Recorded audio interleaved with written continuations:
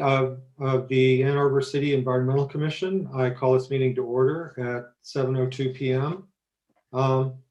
Galen, do you want to do the roll call? Mm-hmm. 1 second. Okay, roll call.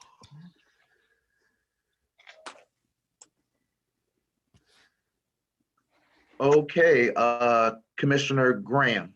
I'm here. Commissioner Skinner. She shouldn't be on here. Commissioner Needham. Here. Councilmember Dish. Here. Commissioner Apple. Let me check the check and see if he's on. No, okay. Commissioner Gib Randall. Here. Councilmember Griswold. Here. Commissioner Collywart. Here. Chairman Brown. Present. Commissioner Overpeck. Here. Commissioner Mursky. Here. Vice Chair Mitchell. Here. Commissioner Bundia. Here. Commissioner Ferris. Here. All right. We have a quorum. All right, thanks, Galen. So do you want to give us the land heritage statement? Sure. Galen? Okay, this is the Can I land. interrupt for 1 second? Do we have introductions to do, or have I just missed something? Introductions of who? Lily Ferris, are you new this time, or were you here last time and I just missed you? Oh, yes.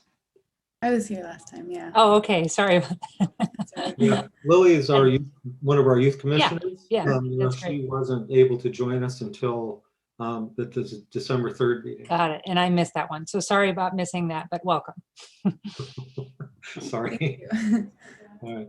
Okay, Galen, do you want to proceed with the land heritage statement? All righty. The land heritage statement. I acknowledge that the land the city of Ann Arbor occupies is the ancestral, traditional, and contemporary lands of the Anishinaabe, including Ottawa, Ojibwe, Bodiwani, and Wyandot peoples. I further acknowledge that our city stands, like almost all property in the United States, on lands obtained generally in unconscionable ways from indigenous people. The taking of this land was formalized by the Treaty of Detroit in 1807. Knowing where we live, work, study, and recreate does not change the past, but a thorough understanding of the ongoing consequences of this past can empower us in our work to create a future that supports human flourishing and justice for all individuals. This is our land use statement. Okay, thank you, Galen. So let's see. So next item on the agenda is approval of the agenda. Are there any motions to amend the agenda? You're muted. I have a, thanks. I have a motion to approve. Okay. And do we have a second? I second. Okay. And any discussion? Anybody wish to amend it? Okay, all who approve it as written, say aye. Aye. Aye. Any nays? Okay, passes unanimously. So let's move on to the special presentations. The first special presentation is from the Office of Sustainability and Innovation, Energy Principles Discussion. It's either Missy or Fang. Yeah, Yeah, I'll take that one today. I think we're gonna let Vaughn have some family time. Great to see you, commissioners. Thank you so much for your continued service. This is a continuation of a discussion that we had last year where we introduced some draft energy principles to guide some of the decision-making that's happening in the Office of Sustainability and Innovations. And per protocol of the commission, that was an introduction. We've got some feedback and we are coming back now seeking direction and potentially formal adoption of those principles.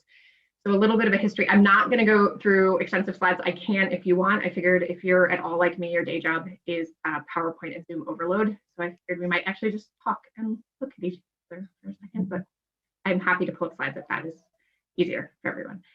Just to kind of reconvene, we have draft criteria and principles. This was a shift that was made where we've got the criteria being things that are essential. And those would be things that we would have to be looking to emphasize in any decision made around energy investments. So some high level things before I kind of go through that again for everyone's kind of as a refresher.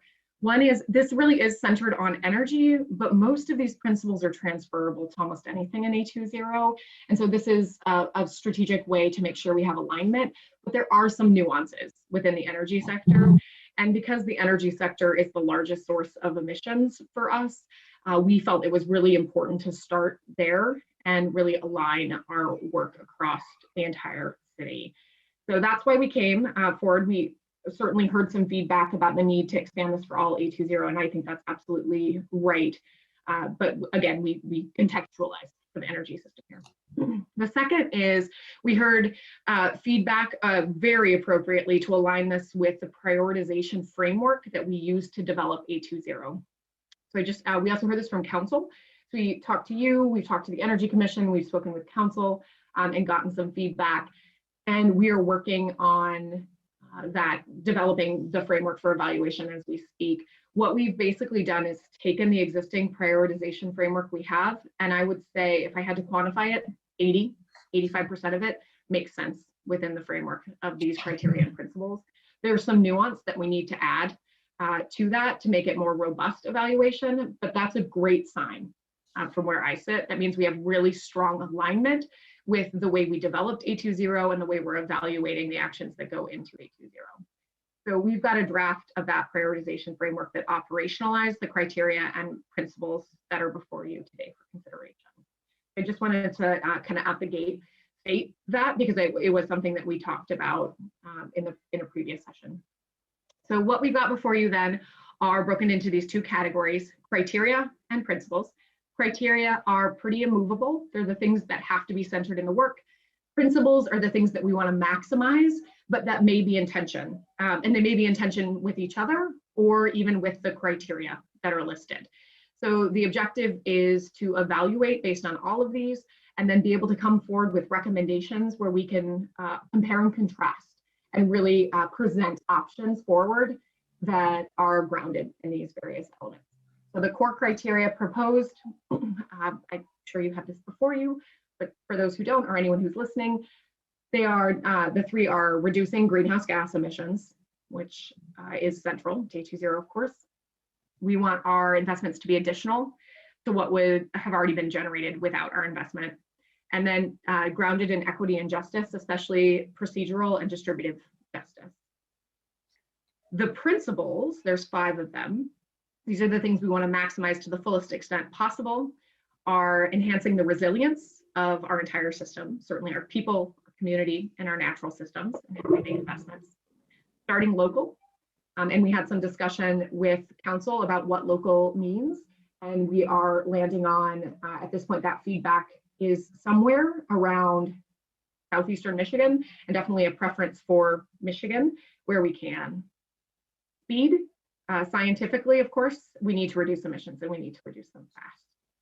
The fourth is finding solutions that are scalable and transferable to other places so that we don't just find a solution that works for Ann Arbor, but no one else could benefit from it. And the last is, of course, critical, which is cost-effective solutions. So those are the principles and the criteria before you. Our hope is that we'll be able to go to City Council in February. I believe we're on the docket for the second meeting in February to ask Council to approve these criteria and principles so that we can then start bringing solutions to them or options before them for adoption that align with these criteria and principles. And at a minimum, we can start using them to evaluate things as we're preparing to bring them to council. So that's what I wanted to share. I'm happy to answer any questions or concerns you have. Any feedback? Okay, are there any questions for Missy? I can't see everybody here, so. There we go. Raise your hand if you have a question for Missy. Rita? Hi, Missy. Thanks for the information and the presentation. So I do have some questions, and I'll just march through what I have, if that's okay. You had mentioned in the reducing greenhouse gas emissions, a number of fairly specific things, the solar photovoltaic, hydroelectric turbines. And I wondered why one of the types of things that we can do, geothermal, wasn't included in that, or is that considered an HVAC? No, geothermal could be considered depending on the technology. We didn't make it an all-inclusive, exclusive, list of recommendations. It was more illustrative of the kinds of things that we're thinking. Okay. Yep. Okay. All right. And you mentioned biodigesters, and you kind of defined them as what they're not.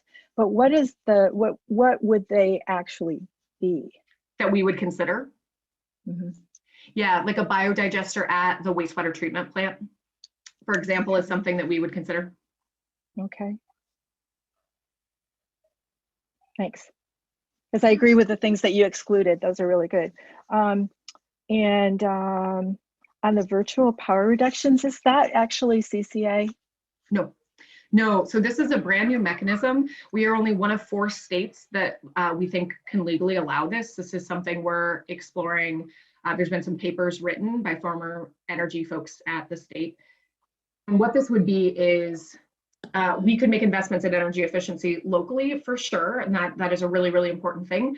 But we might also be able to make investments in energy efficiency in other places and receive renewable energy credits for those based on the emissions that are not emitted.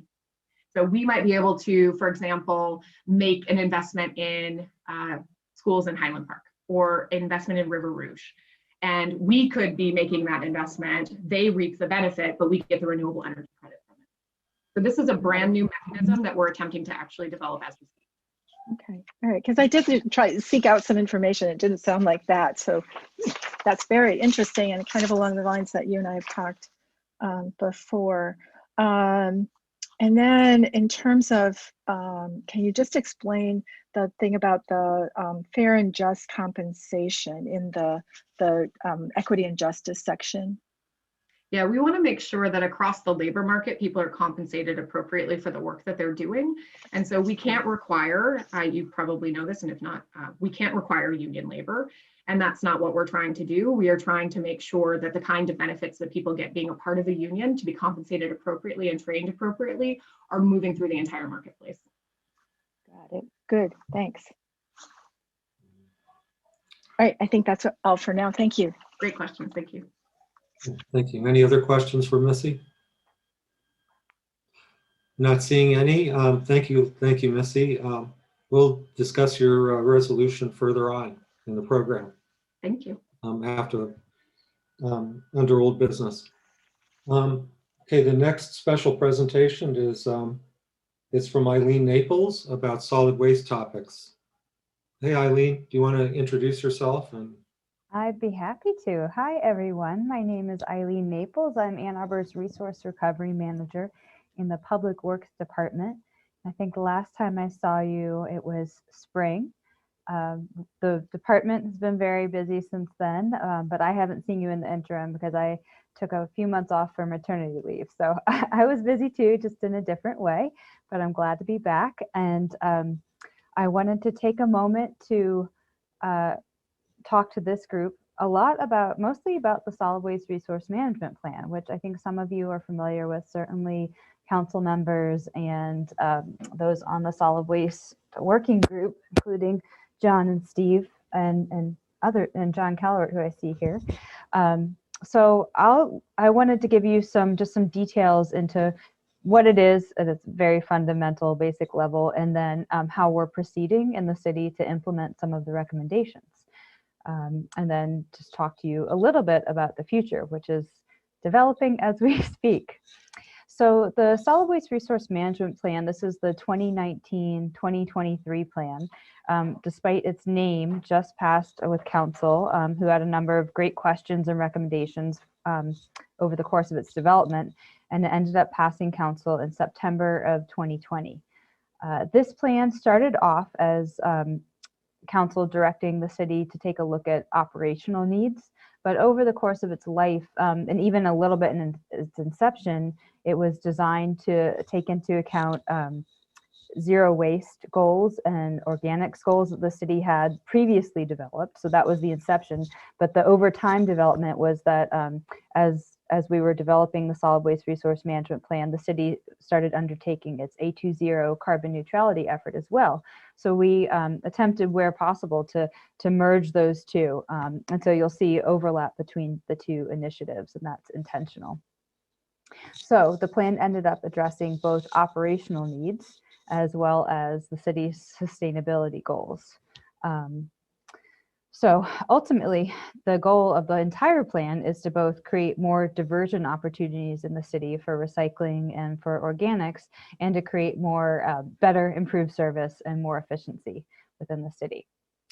So with that said, there's a number of elements to the plan. It's quite extensive, but we're starting with a few objectives this year, with the idea of addressing both of those two goals, both operational efficiency and sustainability. So you all are probably familiar with the MRF, the city's MRF. That was one of the elements of the plan. We actually, council approved of the MRF revitalization this summer, in July of this summer. So that is underway right now. RAA is making design plans with Machine X, which is a Canadian company, and they hope to have the MRF up and running in late 2021. Until then, they're transloading the city's material to Rossock in Southfield, Michigan. We're also taking a look at residential recycling collection. The city and council passed a residential customer recycling, approved a residential recycling contract with RAA, Recycle Ann Arbor, in August of this past year. And so we are still working out the details of that contract with Recycle Ann Arbor, but we are hopeful to have it signed soon. I'm happy to answer any questions on that. We're also hopeful that one of the purposes of reorienting the city's recycling services to separate residential recycling was that we hoped it would create more of a funding stream for other services, including potentially year-round residential compost, which is one of the elements envisioned in the solid waste resource management plan and also mentioned in A20. So it remains to be seen. We don't have a signed contract yet, so it remains to be seen whether we will realize those savings. And while this was all happening, of course, we've had a global pandemic and market disruption. And so there are just unanticipated elements like truck prices that market has gone up and down since then, mostly up, I think, in that sense. So to be seen whether there's those savings that we had hoped for.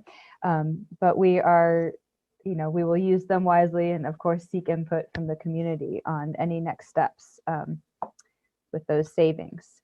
One of the other elements of the plan that we're very excited about and that we're going full force towards right now is to take a look at downtown service. For a long time, area associations, business leaders, and I think just those of us who enjoy going downtown and seeing it as a great place to be, have realized that we need some improved services there. There's a lot of operational efficiency, crowded alleyways. We don't have weekend service. There's a lot of opportunities for improvements, and the solid waste resource management plan, in fact, held a focus group with a lot of those downtown stakeholders. So we have an initial set of plans thanks to that focus group that address those operational efficiencies. We plan to create a distinct downtown service where we've got one hauler, one group taking care of the trash, recycling, and compost for the downtown, just because it is its own entity, and we think that'll be most efficient. We're also both from a customer service point of view, and because we think it will create more space, hopefully, to do things like introduce a, right now we're envisioning an optional commercial compost collection. So this would be subscription based, so you'd have to opt in rather than opting out. So that's one of the things we're hoping to do with both the new RFP that we're developing for downtown services, and hopefully the new space that we develop as a result of this RFP. Right now, it is looking like we're in talks with the downtown stakeholder group. It is looking like that RFP won't be out on the street until a little bit later this year, which means the service, the RFP likely, or the contract likely wouldn't start until July 2022, rather than as we'd initially hoped, which was this year.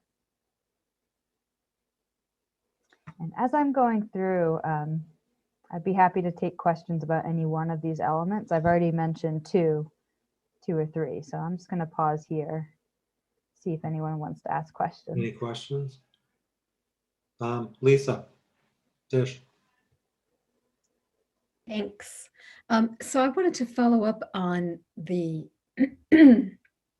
on prioritizing what the city would begin to do, or what new programs the city would introduce. Mm-hmm. And I wanted to ask whether for example, non-subscription based compost service for downtown would be more efficient in getting us to our A20 goals than year-round compost collection for residences.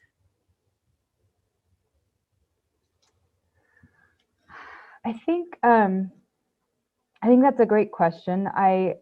As we envision downtown services and subscription-based compost, that's going to be a commercial subscription-based. As we were doing our stakeholder engagement for this, we were closely in touch with the business leaders and area associations who represent the food establishments and bars that would have the opportunity to take advantage of this commercial compost collection. And what we heard from them is that and the increase in fees that it would take to have a mandated compost or organics recycling collection, I think in that case they would prefer an opportunity to be subscription based instead, rather than have something mandated and have the increased fees levied on them that would be associated with that. So that was something that we're taking into consideration. The year-round compost collection, as the shrimp envisioned it, as we were, is as a residential program, not as much a commercial collection program. The savings associated with the residential collection, the new contract, are small, so they would allow for, maybe the limited amount of resources it would take to do a one compost tip a month per address for residential recycling. It wouldn't be substantial enough to realize an entire commercial program or even a broader extension to other types of residences. Okay. And when do you anticipate 6 or 7 day waste and recycling collections for the downtown district?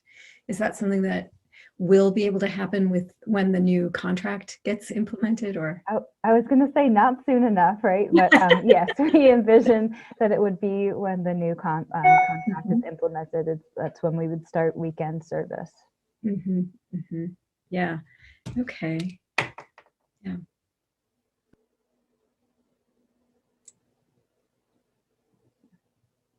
I got a question too. So with I sit on the DDA Partners group also, and so I've been hearing about the alleyways for a long time. Mm-hmm. So basically, if I'm a downtown restaurant and want to do this to do the compost, I would have to pay extra to be able to participate. Is that what you're saying? Okay. Yes. Yeah. Even though, and I get it that it's a separate operation, but it's really the same amount of waste, correct? Or it's not the same amount of waste. It's less waste and more resource because it goes to our composting facility. Yes. Yes. is there any way to consider incentivizing it for people? Mhm. Because I think that, somehow making it an opportunity for them, or that there's some sort of, even if it's even if it's not a monetary thing, that they get some sort of sustainable whatever on their door for their customers to see that they are opting in to this thing because they are doing the right thing for the environment. I think even if they're having to pay more, we need to somehow give them a carrot, I think, in terms of letting them know, because people in Ann Arbor care about this. People that go to their restaurants care about this. And I think we need to do more than just the ceremony once a year where they get the little plaque or something like that, but really to let their customers know, either through social media and or through some sort of, you walk in the door and you see that they are participating and that they're doing the right thing, to be able to really make it attractive for them to want to pay extra to be able to do this. So I just think it would be great to think outside of the box a little bit. If they are going to be paying more, that they also get some other kind of public recognition, so that people in Ann Arbor know who is choosing to do this great thing, that they're, so if there's some way to kind of be creative about that, I think that that would really help to try to make the program more attractive for them to participate, rather than, oh, we just have to pay more to do the right thing. Right. But we get some other kind of benefit, which they should. Absolutely. I think, Shannon, I think that's a great comment. We absolutely recognize that this is a service these commercial establishments would be voluntarily engaging in on behalf of the community. And honestly, I'd love it if, as an Ann Arbor resident, I could expect that of my the restaurants I frequent right now on DoorDash. Right, that's right. So we have with the solid waste resource management plan, one of the elements I haven't spoken about yet is the education and outreach component. And so right now that's a very broad tent. We were hoping to kind of see, as these various programs and changes unfold, where the most pressing education and outreach needs are, and develop messaging and programs accordingly. So I think what you're saying would be exactly in line with that. We have been talking to Galen and Missy about including this as part of the Green Business Program in some capacity. But I think you're exactly right that if this is going to be voluntary, it needs to be incentivized in some way. Yeah, it would also be cool to have it be part of a larger effort for sustainability in terms of waste. There's a huge range in the restaurants in Ann Arbor, and like some of them have all compostable takeout. I mean, we're all noticing this right now a lot, right? As we're doing more takeout, and some are just in the same old styrofoam stuff. And it would be cool if, like, you could, the 5 dimensions to whatever being a sustainable partner in Ann Arbor, that you're kind of ticking off these pieces that, like, when you achieve all of them, you're like the superstar, so if there's some way to be able to, since this is all part of solid waste, to be able to give restaurants resources, contacts for how to be able to, like, what are the best things to be able to purchase and things like that, so that they can make good choices around these things. And that it may be part of a kind of a larger effort of getting our restaurants to really up the game of being able to really fully participate in the 820 plan and just really match the values of what our city is all about. Absolutely. Thanks. Okay. And okay, Rita, and then John Mursky. I just want to echo what Wendy said, Shannon just said right now, sorry. Because my experience with restaurants is that it would be great to know that the materials that they use for their takeout or their take home are ones that I can reliably compost. I still feel uncomfortable even with the ones that look great, but there's this little coating that, it's like, do we really put that in or not? Even though the sign, the label on it says it's okay. So whatever guidance and help we can do on that, it'd be great. Yeah, I think. And also, I keep thinking about the reduce side of the equation, and wherever we approach that, I don't have a solid thing to say to you right now, but I feel like reduce is something that's a big thing that would be great to think about. I appreciate that. And I think there's a lot of directions we could take that, including when post-COVID reusable containers. Yeah. Or can you bring your own, or have the restaurant have their own branded take-home containers that you keep bringing back to them. Yep, exactly. Have some sort of, that could be a program for customers too. Mm-hmm.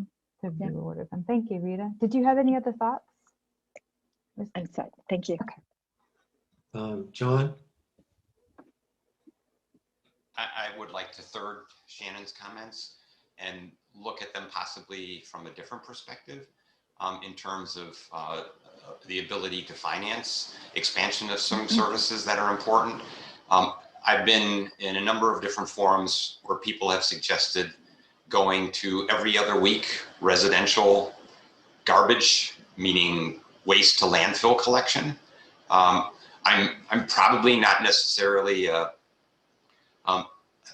good typical resident in the sense of what most people are doing right now, but I think I'm probably a good example of what most people could do.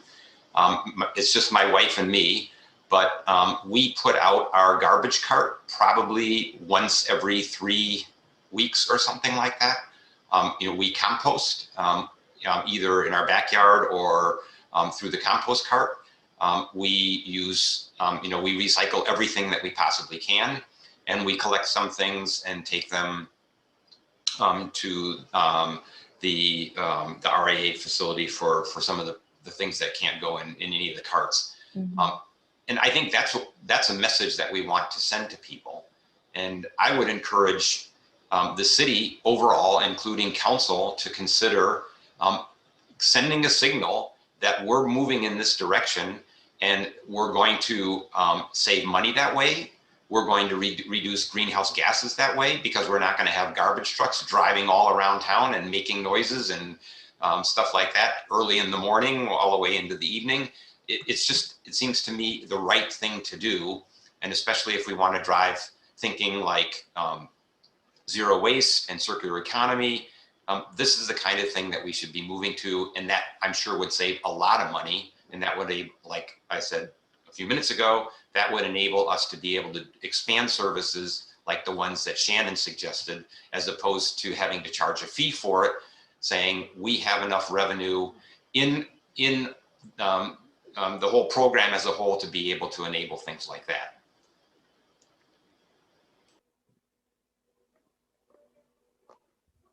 I'm curious how other commissioners feel about that.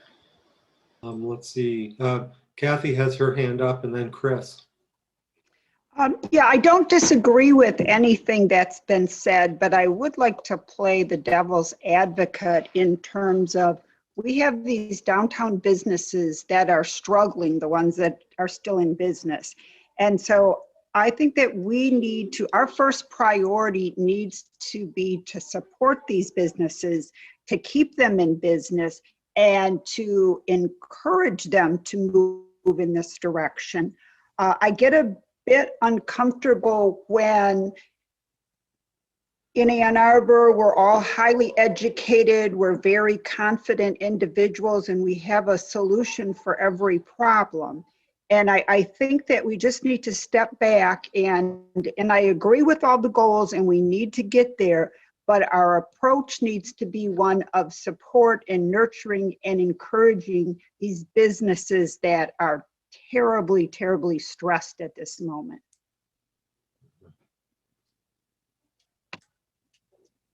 Okay, thanks, Kathy. Chris? Eileen, I think I heard you say the MRF is back up at the end of next year. Does that mean that there's a serious overhaul of that facility coming and it comes up to more or less state of the art rather than being 25 years old? Absolutely. Sort of maintained. Yes, absolutely. And I think Brian Buchanan, CEO of Recycle Ann Arbor, could give way more technical details than I, because he's been on the ground with Machine X, a company out of Canada that's expert in designing MRFs, and they've been in the facility recently to look at optical sorters, new line configuration. They're going to revamp the entire thing. They're using a few pieces of equipment that the city sold to them from the old MRF configuration, and otherwise it's going to be reconfigured to be a new local MRF, the regional part of a regional hub. It's quite Wonderful. exciting. Do you know whether Recycle Ann Arbor has found another location that can work for their reuse center? I do not know the answer to that, unfortunately. I do know, I can't speak to Recycle Ann Arbor, but I do know that in the 820 plan, reuse and repair hubs and supporting those types of local institutions and networks are a priority in the materials management piece. It's a big hole in the community, although we have Absolutely. Habitat for Humanity out there and a couple other things we haven't had in the past, but that one was there a long time and it's missed. Are there any other questions at this point for Eileen?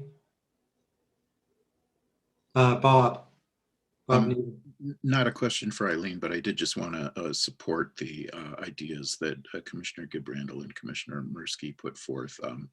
I do think that going to every other week waste collection is a really good potential source of revenue, and it sort of normalizes putting things into the compost and the recycling carts first, and I think that would be, it would save money and also go a long way toward culture change. I think that's a great idea. Lisa? You're muted. I just wanted to, this is something that I support as well. There are two issues that emerge when we contemplate that change. And one is the effect on jobs, especially union jobs. And so I'm thinking that definitely the expansion of residential composting would help offset some of the job loss, but I'd love to know how much of it. I mean, what exactly would we need to do to make sure that we weren't cutting union jobs? And the other thing is that that if we were to do something like this, and I think that it would be a wonderful thing to do, offer people more composting and less trash pickup, but that would need to be accompanied by a pretty enormous education effort so that people understood, so don't throw your extra trash in your recycling bin. We want you to sort your stuff better and make use of compost. And I wondered, as you are drawing up these RFPs,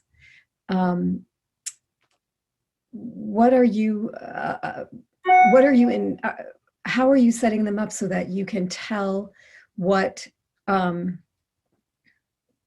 waste hauler would be willing to do by way of education? Because a couple of the things that I've read about other cities that are doing this is it actually takes a fair amount of door-to-door canvassing. And it takes a program of trash ambassadors like we have climate ambassadors. And I would like to see us do all these things, but I know that your budget and your personnel are both constrained. And so I'd love to hear your, I don't know if you guys have done an assessment yet on what you would need to do to offset the job loss if we went to every other week trash collection. And yeah, you probably haven't and then just what is your philosophy behind how you would accomplish the massive amount of public education that we would want to accompany this? Well, I thank you, Lisa, for that question, for both of those questions. We have not done the accounting to give me certainly an informed opinion or any sort of informed answer on what the job equivalent would be if we were to move to every other week compost. I would just say as a general observation that these changes don't tend to have one-on-one impacts. They have it's how big is the route? What is that route servicing? Single family homes or, multifamily homes? What type of truck is needed to service that route, and who, and things like that. But there's just a few hairy operational details. That's not to say we can't work those out. We just haven't, and I don't know. I would like to just prep the ground to say it's not a one-to-one comparison for those types of services. But a great question to ask nonetheless, if that's something that the community is interested in. For your second question, inspiring question about which is important regardless of how to educate our community on what we can compost, what's possible. I think we learned through the solid waste resource management plan. We did extensive polling and interviewing, a survey with the community. We interviewed hundreds of community members.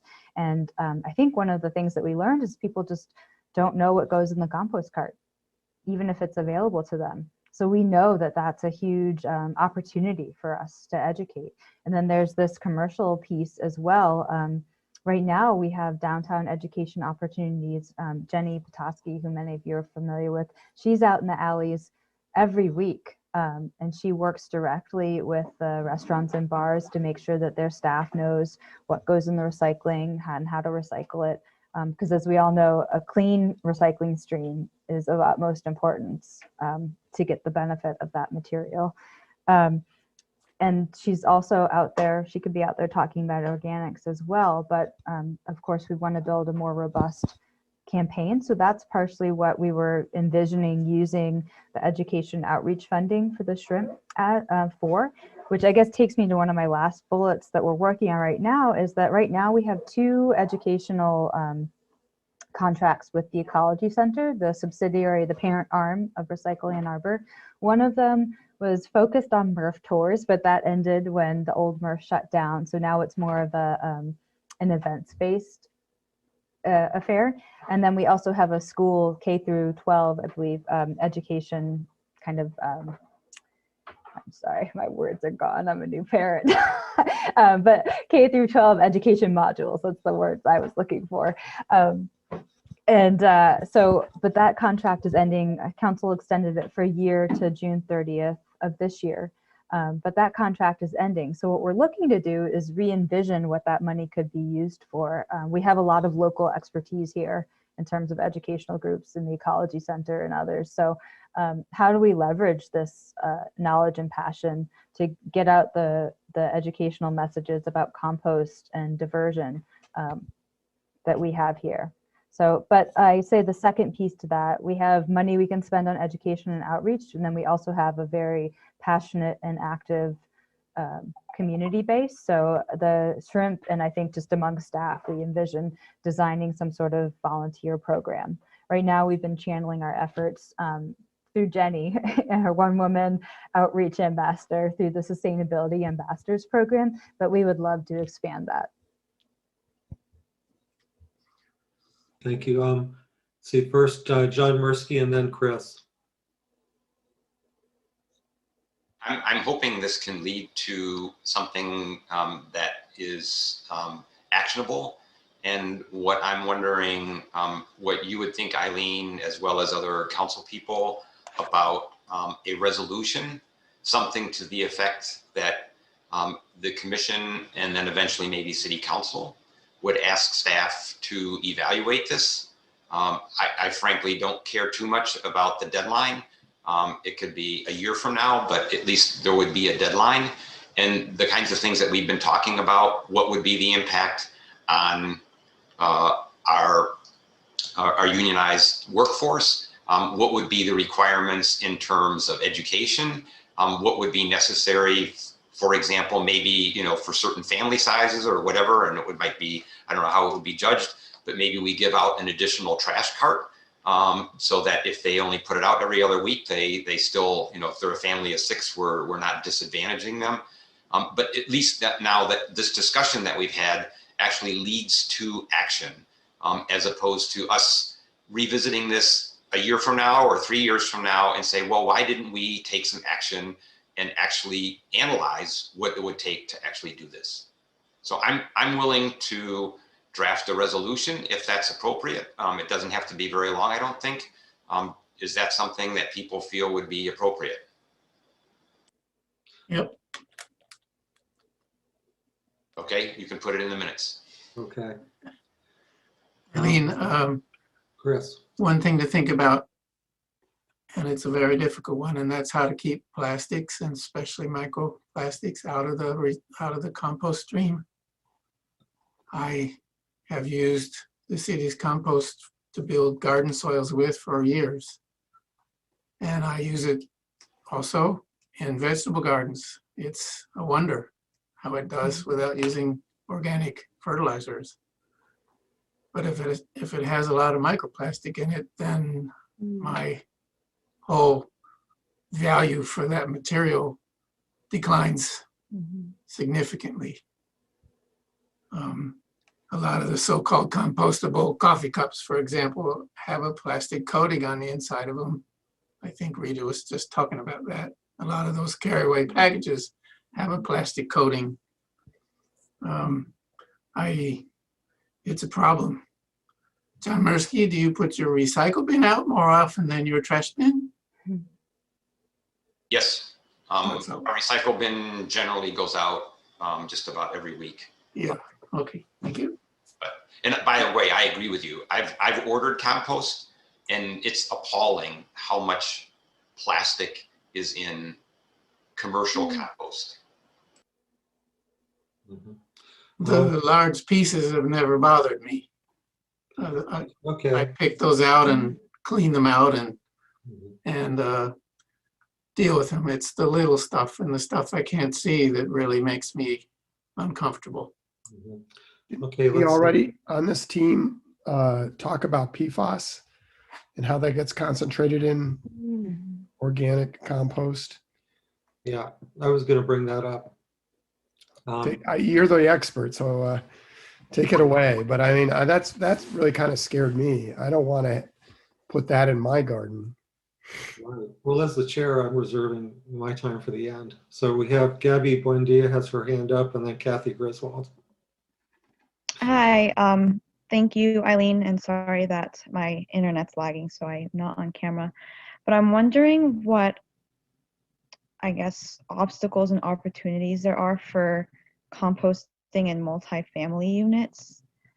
Is expanding to including multifamily units a priority in any way, or is there any talks of including those kinds of buildings in city composting? Gabby, thank you for that question. It's one that's close to my heart. Just until recently, I lived in multifamily units where I would either drag my compost to work back when we were working in a building, or to friends' homes that had backyard compost, because it wasn't available to me at the multifamily unit where I lived. But in terms, certainly from a priority perspective, I think it's close to staff's heart, and from honestly equity perspective as well. I think for a number of these issues, we can sit here all we want and talk about what we would do as this group represented here on this call, but it's for me also pressing question about what people who aren't represented on the call are doing with their materials and have the option to do.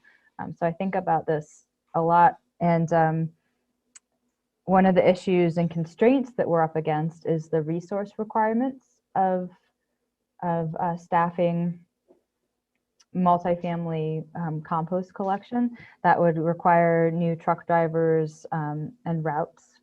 And I think I would turn that question as a city staff. I would love to have funding for that, and I would turn that question to council and others about how to prioritize it and how to make those funds available.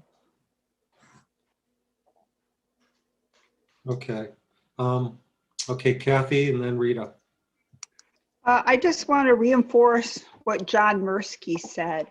I think everyone is aware that there are some growing pains on council right now, to put it mildly, and anything we can do to reinforce our role as policymakers, and Lisa reminds us of that, appropriately so. Council sets policy, the commissions are advisory, and staff implements. And that is not real clear right now. And we have a lot of policy making being driven by staff and commissions. And I think that's due to a void on council. And so we need to do everything to empower council to assume that role, because we're going to be more efficient and effective if we do that. And we're going to make our limited dollars go much further. So anyway, that's my soapbox, but thanks, John. I totally agree. And thanks, Lisa, for continuing to remind us of council's role. And I guess the other thing is, with a resolution, we can speak with one voice and move forward. And that's important also. So thanks. Rita? Hi. My suggestion is just to add the issue of the multifamily resources required to the study that John suggested, just to be sure it's there, because it sounds great. Any other questions at this point for Eileen? Shannon? Just, I think that if that does become a reality, then I think that's something that we would also want to move into code in terms of new design, to make sure that as part of the waste management design that happens with site plan review, that there would be space both externally around the building and accommodations within the building to be able to get compost to where it needs to go. Sometimes they have chutes and things like that. And so that there would need to be some sort of design kind of just expectations for that. So I think it's fabulous if we're going to go there. And I would just say, let's look at it in terms of its viability. And if it does go there, then that's another layer of the dominoes falling that we need to make sure it gets captured, so that new projects incorporate the possibility to be able to have that be a robust part of their design process and not an afterthought. Mm-hmm. Any other questions or comments for Eileen? Okay, well, I'm gonna say Steve, my piece. I guess before you say that, I was just thinking about, Gabby's question stuck with me. It's something I think about all the time, is how do we expand these services, and particularly to those who haven't had the opportunity to take advantage of them before. And I would just say that one of the things I hope to take advantage of is the Eagle grants that were available this past year for infrastructure, whether it's applied to multifamily compost if the timing is right, or other projects like the DOS. We're always looking for opportunities to leverage that money. So it's not just a question of, can city council help us find a way to get the resources? How can we best take advantage of all of the resources available to us? Yeah. Yeah. Yeah. So I did want to add that also to multifamily. Mm-hmm. Multifamily housing seems to be an orphan in a lot of the city planning. There's commercial and then there's residential, and but most of the residential that is spoken of is single family. And the multifamily is sometimes thought of within the city staff in one category and sometimes in another. I've come to understand, and so it is a bit of a gray area, and it seems important to be able to come up with a strategic plan for how to deal with it. That might include a lot of the code changes as Shannon suggested. So, and then there is money available from I think from the state and from the county. Yep. To do a study on multifamily and just see what and see what could be incorporated, what the benefits are, and how it could be what the pathway to maybe a zero waste vision for multifamily housing would be. Mm-hmm. And I'm sure the university, of course, has dealt with this with their dormitories, and all to some extent, I'm sure. But I'm sure there's some information out there in other communities as well. So we wouldn't be starting off with a blank slate. I would just encourage, I would just like to know I mean, what does staff think about multifamily housing at this point in terms of how to proceed? I guess I could give you a personal answer, which I think I've conveyed. And then right now our priorities are the ones that we've discussed in the solid waste resource management plan. Those were the, I think marching orders, both from an operational urgency perspective for the downtown RFP that we're working to develop right now. And then we've got the last operational piece I didn't touch on was student move in, move out. It's a service that we offer. We've offered for years. We used to offer it through a contract with Recycle Ann Arbor, where they were able to divert. It's offered biannually, spring and fall, move in, move out for students. REA would meet downtown, and then for a period of, I think, 2 weeks each season, would offer services where they available to students and to student apartment associations, where they would divert material students were bringing in where possible, and then the rest would go, some of it would go to the DOS, some of it would go to like Kiwanis, and the rest would be landfilled. They're all thrown into disarray thanks to COVID, and then RA's contract expired. I don't think they were interested in extending it. There's a lot of operational concerns about that program. So now the city is looking into, as an urgent need, because this happens twice a year, how to replace that and different options to replace that service.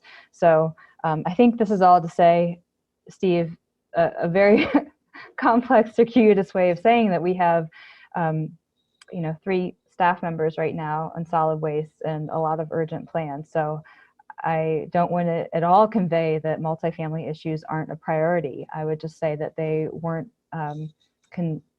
considered in the shrimp. I would say probably more from a resource constraint. I wasn't there during the development, but I would guess that was more of a resource constraint issue than an interest issue.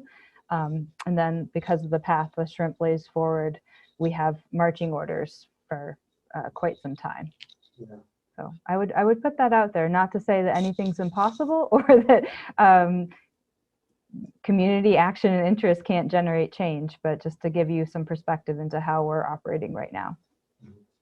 No, that's all very understandable. Yeah. How the other thing I wanted to mention was PFAS that Commissioner Overbeck brought up, and as you know, there was a bill introduced in the state legislature last year, fairly late, like September. I think I forget who the sponsors were and the co-sponsors, but I think it was Senate Bill 1072, something like that, which is to get the state of Michigan to ban PFAS in food packaging and other persistent chemicals. And there are about 5 states that have already done so. I mean, Washington State was the first. And so this will go a long way to helping maintain the value, the commercial value, and the usefulness of our compost, so the municipal compost. So I think the city needs to make an effort with their state lobbyist to try to move that legislation forward. Because, as you know, the city tested its compost for PFAS compounds in, I think it was October of 2019, and they were found in the compost. But there are, in the scientific literature, there are publications that indicate that Ann Arbor's compost is somewhere around the middle of what's found in composts in other municipalities. It's quite a bit worse than when you look at backyard compost. And all of that PFAS is coming from food wrappers, probably fast food wrappers, and containers, even coffee cups. So potentially the worst examples were from microwave popcorn bags, but there are many others.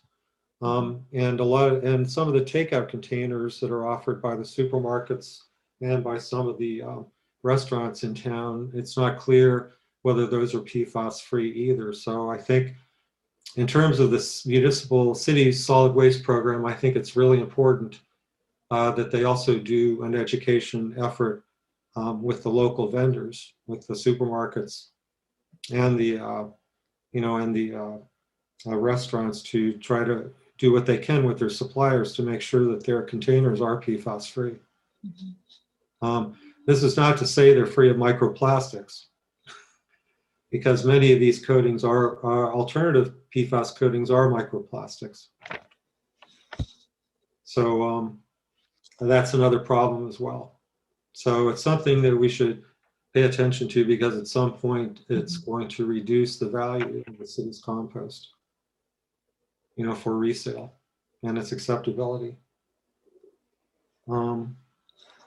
Okay, are there any other questions for Eileen? Or Eileen, did you want to cover any more topics? Like you talked about bulk collections or the student move in, move out. I know part of the short was bulk pickups and. So thanks, Steve. I actually covered, I think between the MRF, the residential compost, the downtown consolidated collection, we've touched on commercial and multifamily issues. It's a great conversation, thank you.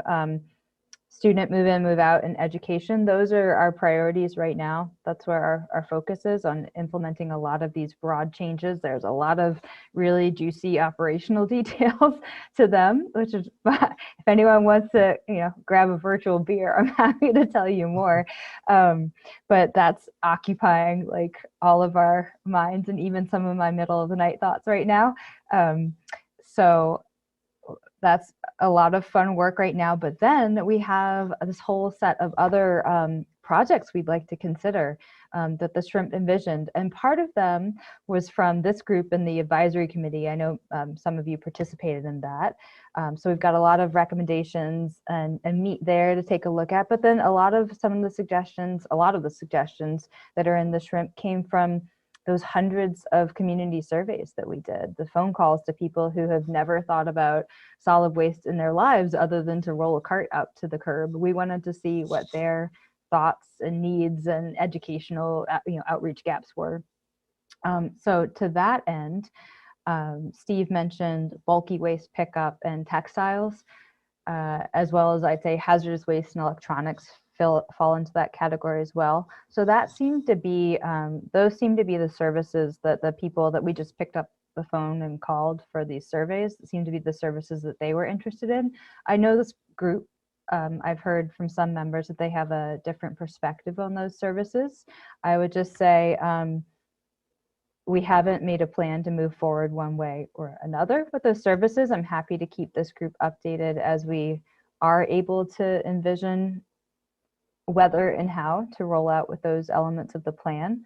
But for now, I want to leave this group, particularly with the question of bulky waste pickup, which the Shrimp envisioned as a fee service where you could call and say, like, I want my XYZ. For me, it was my an ancient mattress last week. I don't have a truck. I don't have a friend with the truck, so I had to call 1-800-GOT-JUNK and pay them $100. In this case, it would be $25 fee, or whatever the market rate is, to call and schedule that service through the city. That seemed to be something that people were really interested in, as was textile pickup. I like donating and Facebook Marketplace, or the Facebook for free from your neighbors myself, but not everyone wants to go that route. So they seem to be interested in textile pickup as well, and electronics and hazardous waste enhancements too. As for I think the advisory committee and for impact that overlaps with our A20 plan, we also envision a C&D, or a construction and demolition debris ordinance. I mean, that's a massive amount of our waste stream embodied energy. So I think the Shrimp envisioned kind of like an exploration of what that ordinance would look like, permitting associated with it, et cetera, and then moving forward with the ordinance from there. The Shrimp envisioned expanding the DOS, or honestly, moving the DOS, the drop-off station, which is on an old landfill and is subsiding gradually. It's safe to be there right now. The city has it inspected at regular intervals, but it is subsiding, and so it's not a long-term solution for this community. So that's a priority as well, as is fat, oil, and grease downtown to help clean up the alleys. But first, we wanted to implement the downtown hauler the consolidated haulers so that we can get those alleys cleaned up and prepped for something like a fog ordinance. Okay, So hey, Steve, John Murphy. did I throw the whole kitchen sink at you? There's a lot in there. There's a lot in there. So these are, I'd say that's like our first tier. What we talked about first was our first tier programs that we're looking and changes we're looking to implement. And then the next ones were kind of second tier, but also close to our heart. John Mursky, you have your hand up? Yes, I have a 30,000-foot question related to solid waste, but not to anything that we've discussed so far. And we've spent a lot of time in the Environmental Commission on these two topics going back 18 months, even 3 years ago, and that is diversion rate and our solid waste reserve fund, and looking at the balance between expenses and revenues. And the fourth quarter report from your office showed that we had the highest diversion rate that we've had in years. I think it was, I looked earlier this evening, I think it was 33%. The highest other rate that we'd had was around 30-point-something%. And for the first time in years, we had higher revenues than we had expenses. So the question that I have is, what did we do right? And what can we do to stay on that trend line as opposed to falling back to our old habits?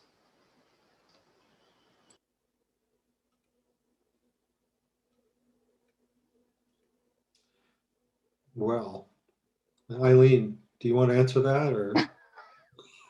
I was just riding high on what John said and double checking. I think it was a 42% diversion. But John, I would just, I would caution. The percent that I gave was overall, including both commercial and residential. Yes. So, and I would say that in one of the things I wanted to mention about that diversion rate is that we're trying to move away from the consolidated diversion rate, and we have a methodology we're applying to try to separate out commercial from residential, because as we know, the residential is this high and the commercial is this rate. So we're really trying to expand that potential universe, but we weren't able to do that for this past report because we transitioned the city scale. One of the other big solid waste projects is that we have a new city scale open. And in the transition between the old scale and the new scale, we have some data issues that we're just working out. So that's just a side note on this particular report. It's the fourth quarter report. It says residential diversion rate was approximately, this is I think your point, 52%, while commercial was approximately 10%. Residential is, my recollection, up substantially. Commercial was in the past around 11 to 12%, so it was down. And I guess, you know, just repeat my broad question. What did we do right, and maybe what did we do wrong, and how do we reinforce the things that we did right, and how do we avoid doing the wrong things again? And maybe that's not something you can answer tonight, but I think it's something that we all would like to be able to understand so that we can help you and help our neighbors do the right things.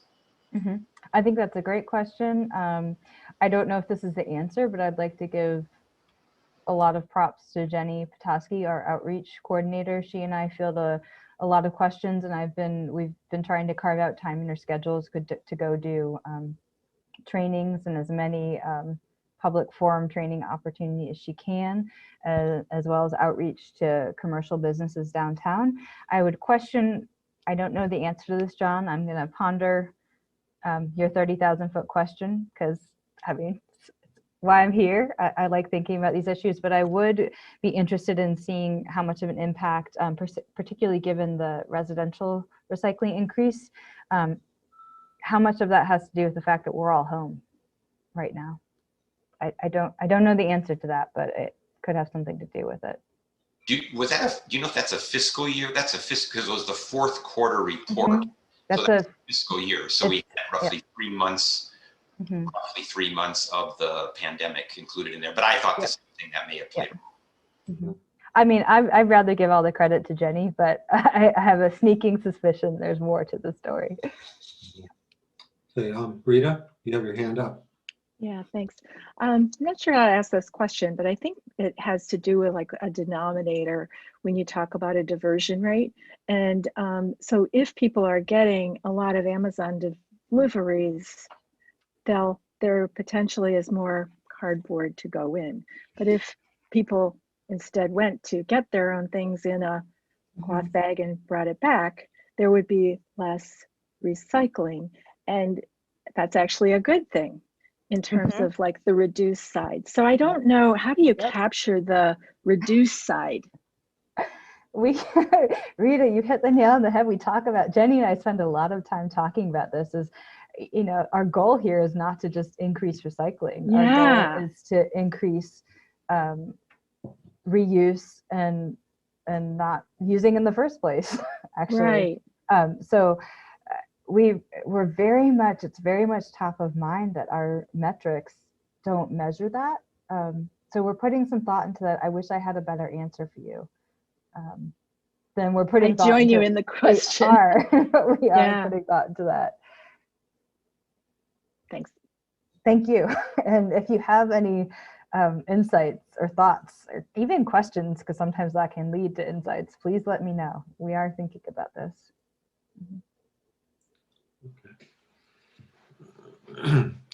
Okay. Are there any other questions or comments for Eileen? Okay. Well, thank you, Eileen. Thanks for your time. Thank you, everyone, for your great questions and passion and engagement. Really appreciate it. Okay. Have a Bye, good everyone. evening. Have you too. So let's see. The next agenda item is public commentary. This is an opportunity for persons to speak for up to 3 minutes.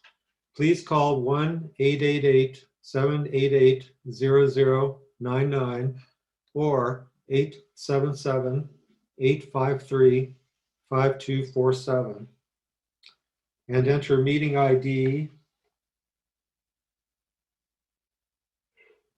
Oh, I think it's hey, Galen, do you know what our meeting ID is? Yes, hang on one second. Should be on the agenda, right? Yeah, I don't see it. Oh, Okay, the meeting ID is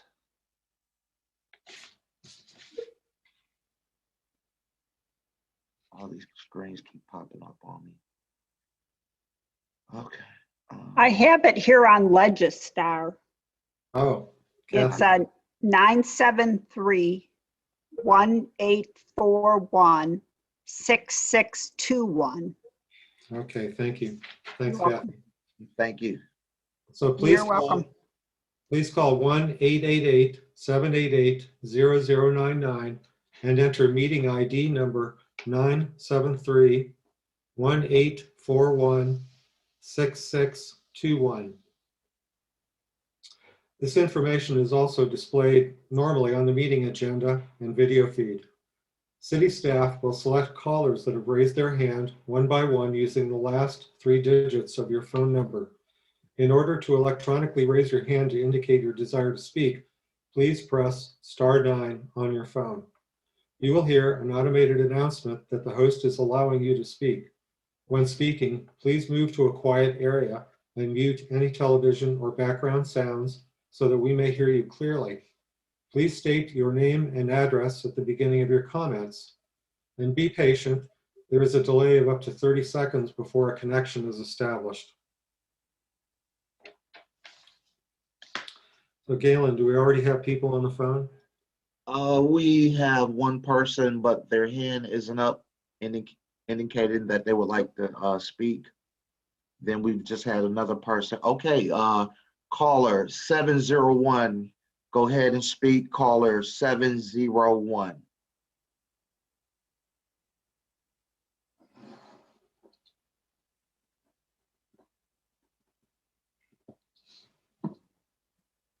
Caller 701, go ahead and speak.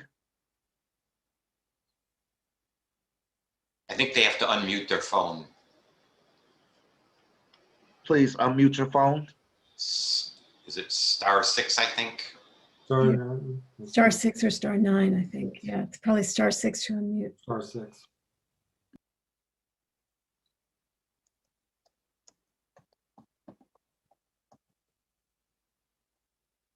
Oh, I see somebody popping up.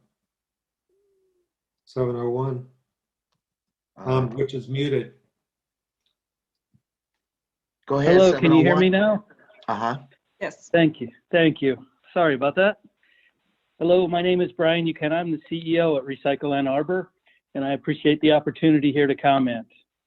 Recycle Ann Arbor would like to encourage the city to focus its resources to support zero waste and to move away from traditional integrated waste management or traditional solid waste management methods that are stagnating a significant improvement that we could make using zero waste policies. Simply put, zero waste is the conservation of all resources by means of responsible production, consumption, reuse, and recovery of products, packaging, and material without burning and without discharging to the land, the water, or the air that threaten our environment and our human health.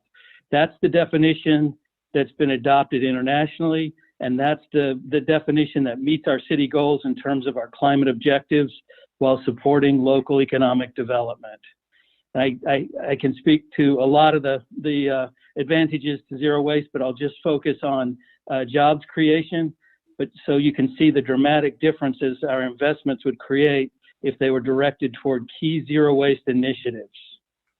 Our country could create 1.1 million jobs by recycling and composting 75% of our discards. Say that again, 1.1 million jobs with a 75% of composting and recycling. And these are the kind of jobs we want in our communities. These are the kind of jobs we're creating at the MRF and other places. Because they have a low barrier to entry, and they provide wages that are well above, more than double above the federal minimum wages. So just for a comparison, a stunning comparison, I think, for every one single job that's created in landfilling or incinerating, we could create 35 jobs by recycling. We could create 296 jobs for every job if we landfilled or incinerated, if we reused. And there were several points I think tonight about reuse, and there's some real opportunity there. And zero waste is it's a very cost-effective method. It's very well accepted internationally, and it mitigates climate change. Right now, more than 40% of the climate impact in the US comes from what we consume in products and food. It's called our consumption emissions.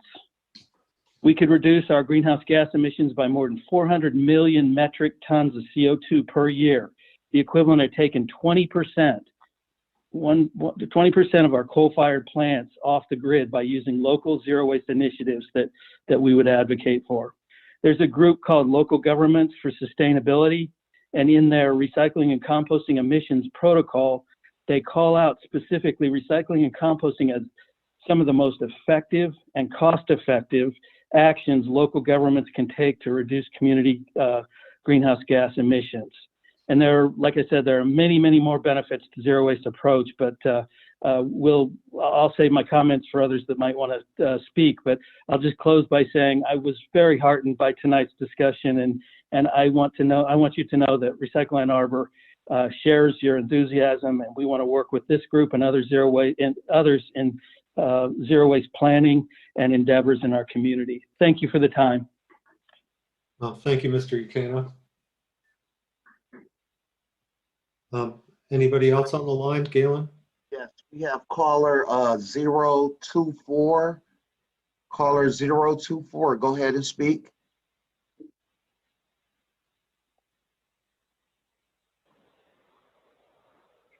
Can everybody hear me okay?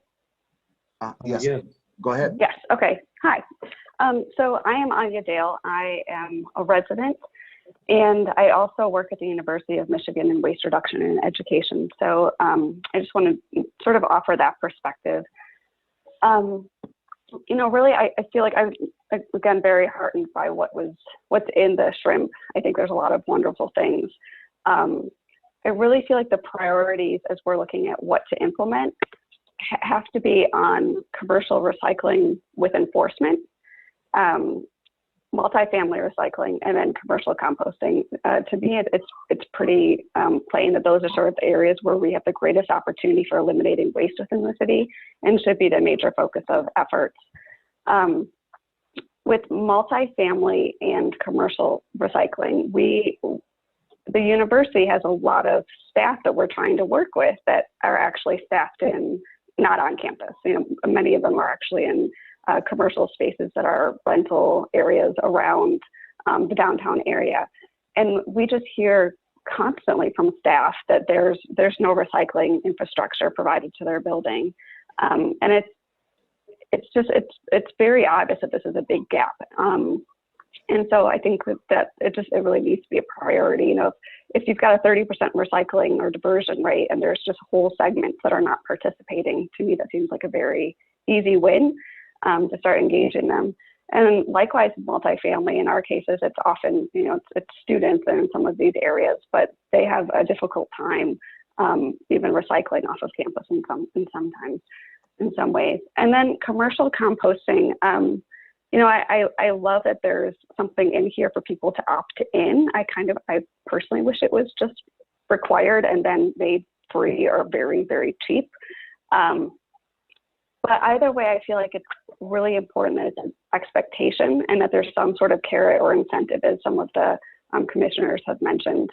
You know, maybe it can be offset by trash fees being decreased. I don't know exactly what that pay structure is like for restaurants, but you know, I presume that more than 50% of their waste by weight is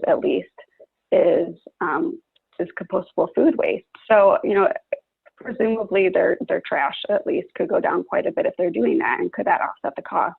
Or could some of the costs from that be offset from, you know, like some other folks mentioned, switching to reduced residential trash pickup service?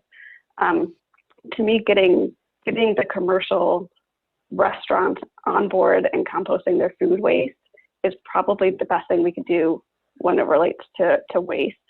And it has pretty, you know, close ties to emission reductions too. And I think that needs to be the focus more so than providing necessarily even year-round compost service to residents. I love my compost bin. We use it all the time.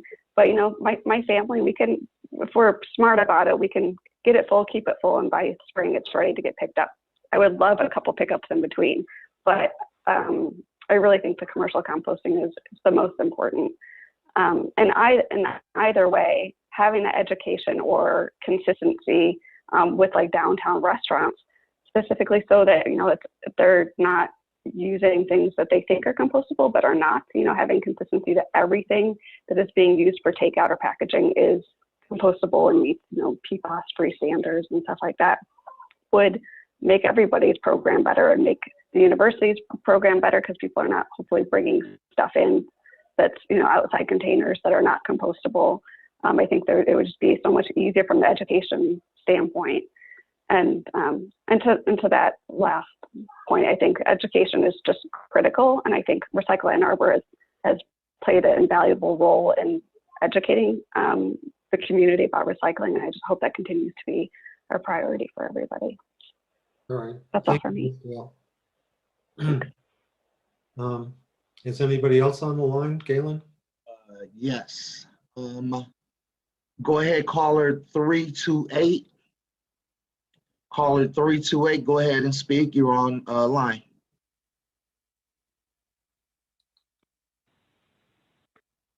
Hi, this is Jan Wright. Can you hear me? Yes. Okay, great. I'm here as as a part of Interfaith Council for Peace and Justice. Among other things, I was part of the advisory committee for the solid waste resources management plan, and I was really appalled actually at the end of that to get the impression that the plan was based only or primarily on customer satisfaction and cost, and I am so delighted to hear that that is not the way it's being looked at this point, and it's not the way it's being handled. I think it's wonderful that A20 and the sustainability goals are being considered. I think that's absolutely crucial. So that is really good news for me to hear tonight. I really support probably almost everything that's been said. I won't try to cover all of it. You've heard it from other people, but I certainly would strongly support John Mirsky's idea of a resolution to study less frequent trash pickup, and especially I think it's very important to include multifamily, to look at multifamily dwellings, because if I know that one of the strengths for me of A20 is to look at everything with an equity lens. And although there are plenty of people with plenty of money living in multifamily dwellings, obviously there's more tendency for people with somewhat less money to live there. I know personally from a number of people who have spoken to me who would really, really like to compost and live in apartments and can't do it, or can't do it without doing the kind of thing that some of us do, which is schlep our food waste to somebody else's trash, or compost bin, or feed somebody's chickens. So I guess the only other couple of other things I would like to say, I also appreciate very much the effort, the emphasis on the part of several people to talk about consumption, because consumption is sort of the basic place to start. If you don't cut consumption, it's not that great to just keep recycling things and even composting things. Cutting waste would be huge before we go to the way we divert waste. Also, I think education is very important, as everybody knows, and I hope that we can do some creative thinking and perhaps access some funds from other places to do some of the kinds of things that are being talked about here, because they're very, very important, and hopefully there will be a source of either government money or public-private partnerships or something that can bring some of this into being sooner rather than later. Thank you very much for the opportunity to comment. Thank you, Ms. Wright. Anybody else, Galen? There are no other callers right now. Okay. Well, let's move on to the next item on the agenda, which is the approval of the minutes. Our last meeting was December 3rd, 2020. Let's see, I hope everybody's had a chance to examine the minutes. I know my memory was a little hazy by now. So is there a motion to approve the minutes as written? So moved. Is there a second? John Callowart, is there any discussion? Raise your hand. No? Okay. All who approve of the minutes as written, please say aye. Aye. Aye. Aye. Raise your hand. Any opposed? I don't see any hands, so the minutes are approved unanimously. So let's move on to old business. The next item on the agenda here are the recommendations for Chapter 40. As you recall, at our last meeting in December, there was a discussion of this item that was brought on from council through Kathy Griswold. Kathy and I and other commissioners drafted a letter to council, which is one of the action points from the last meeting, and it was sent out to the commissioners. I think one of us should actually put it up on the screen. I think I have it right here, just so the public has an opportunity to see it.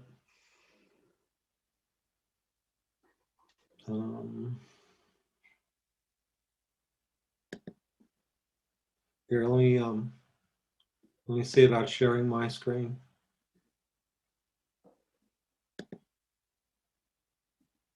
Okay, well, the host has disabled participant screen sharing. Check it out. Okay, Galen, would you want to put? Do you have it available? Do you want to put it up on your screen, or? If I put it up, I can't take notes on Register. The actions on it. Oh, okay. All right. Well, I'll put it up then.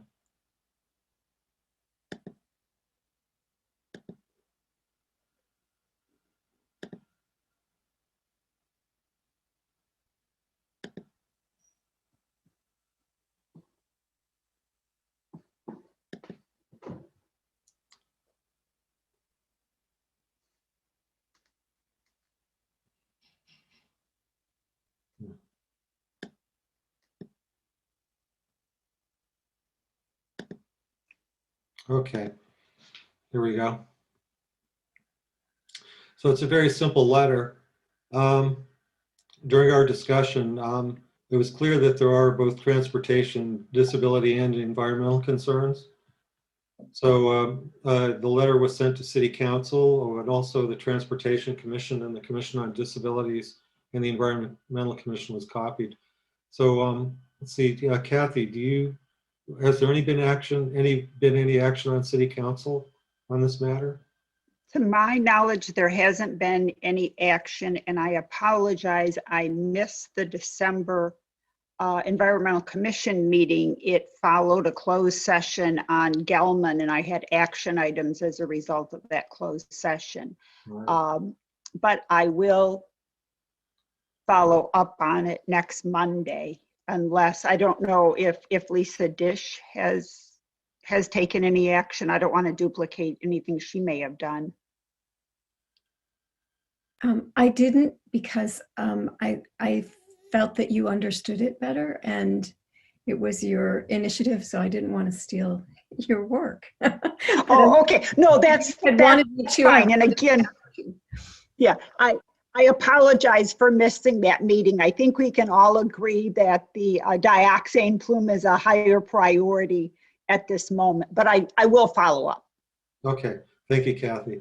Thank you. We'll put that as and we'll wait to hear what council decides to do about this matter. Okay, are there any comments or discussion? I don't see any, so we'll move on to the next item, which is the Energy Principles Resolution. This was a resolution that was presented to the Commission several months ago, and this is Missy received our input and other input from other parties, and she revised her draft resolution and submitted it for our consideration. So is there, do I have a motion for discussing or for considering this resolution? From Bob Needham, a second. John Mursky. All right, so let's see, shall we put it up on the screen? I can do that again.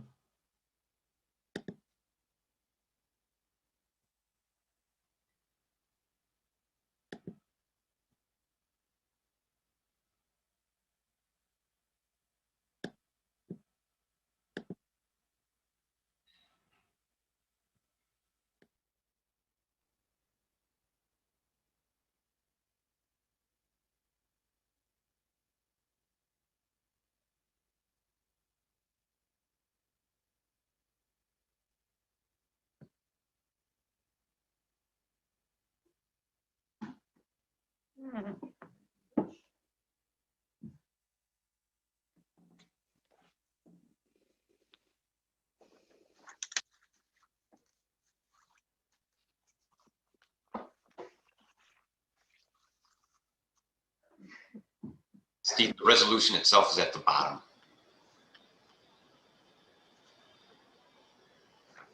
There we are. Right there.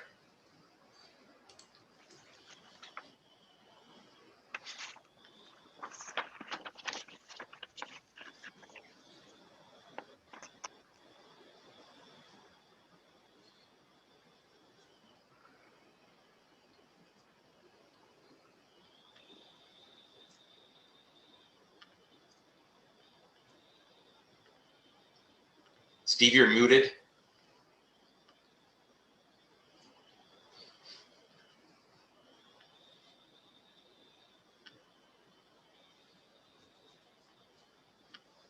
Okay, does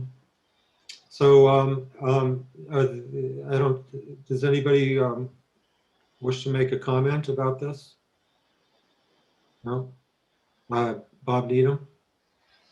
I think that, they've done a good job putting this together at the Office of Sustainability and Innovation. They took our input from the last time and incorporated it nicely, and I'd be in favor of moving this resolution forward as it's written. Great, okay. Any other comments? No, seeing none.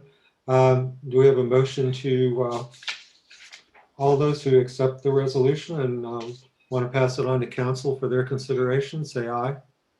Aye. Aye. Raise your hands. Any opposed? Any abstentions? Okay, the resolution passes unanimously. So Galen, we should send this report to council. So the next item on the agenda is our report to council, which I've been struggling with for the last couple of months. I'll put it back up on the screen here, I think. I'd created a shared document and then passed it around. I had comments from several commissioners. It's a bit of a, as you know, our bylaws, this is written into our bylaws that we're supposed to have a report to council annually. My understanding is that this was originally written in 2010 or so, when Matt Nod and city staff had started the dashboard about that we've seen in the past couple of years that's fallen by the wayside after the 820 initiative took off. So first of all, I want to make sure that this, this action in our bylaws is a bit stale. And so I think revisiting the purpose of the document would be the first thing. So I'm hoping that some of our council members may be able to give us some guidance about what kind of information or report would be useful to council for council's consideration.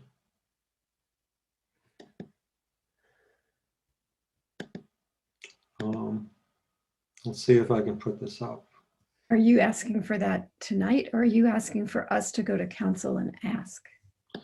I think it would be good just to start with if Kathy, if you or Lisa, if you or Kathy have any comments, I think we'd all, I'd appreciate hearing them. Otherwise, we can table it and think about it more. I would recommend that we table it or postpone it, but I can take an action item to look at what the Transportation Commission did as a model. Okay. And I believe, just for clarification, this is separate from the list of legislative advocacy items that this commission would want. Is that true? That's correct. Yes, okay, because there was. Yeah, the way it seems to have been envisioned was it was an annual report to both to council about what progress had been made on the metrics that were written down in the dashboard in 2010 for the first sustainability plan that the city engaged in. I think we should defer to John Mursky because of the word metrics.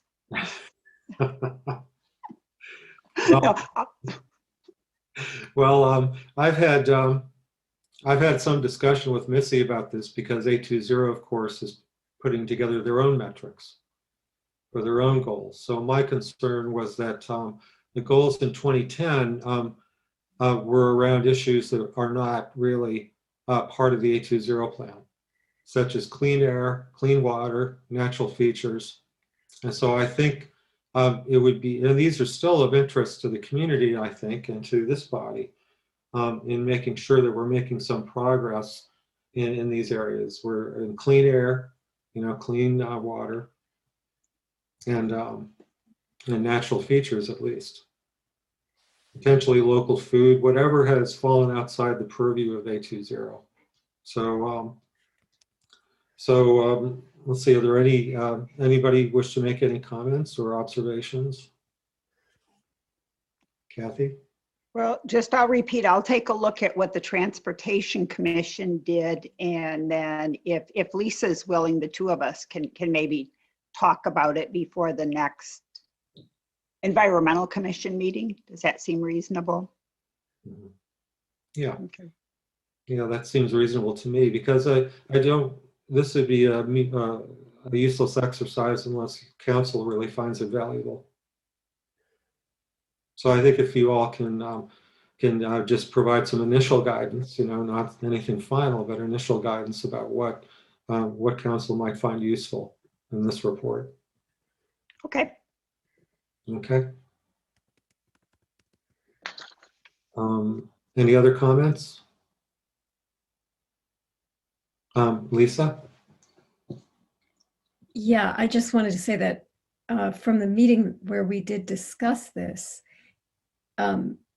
I came away feeling like it was sort of an enormous amount of data gathering that we were kind of imposing on ourselves. And I'm not sure that that's the best use of this commission's time, given that we have a lot of, you're working on the construction and demolition ordinance. There are other features of things we want to do. And so I would rather not see the commission being obligated to perform something like an inventory or something like that. It just doesn't seem, it seems like a distraction from the work.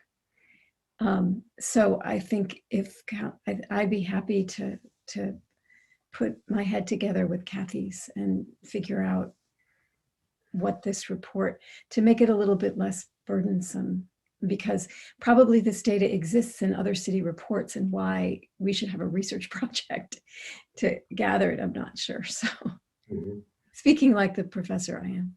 Yeah. That's appreciated. Okay, well, that's a first step. Yeah, and so are there any further comments or discussion?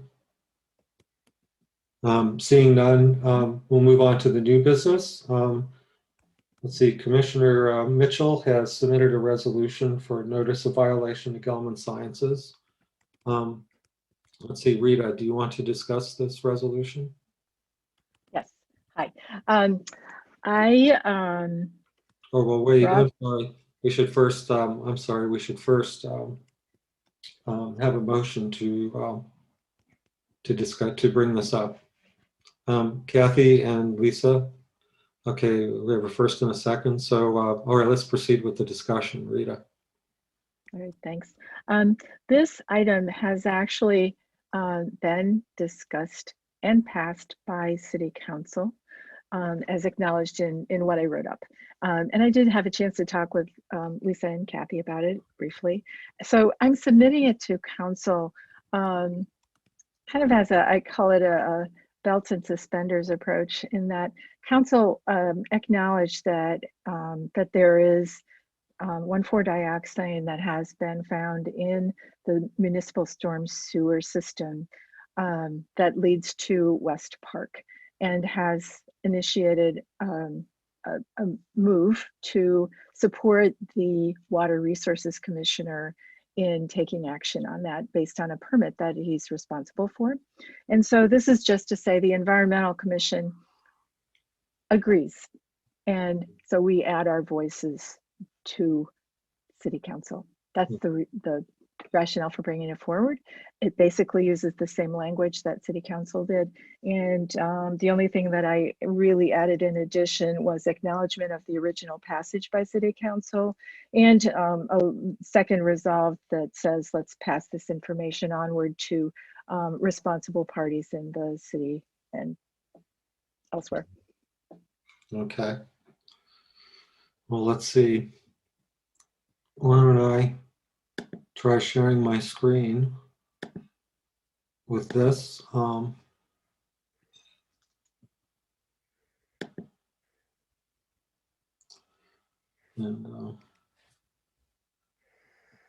so people can review it. Since council has already acted on this, we're just concurring with council, and the resolve clause seems to, this seems to be what the resolve clause is saying. Right.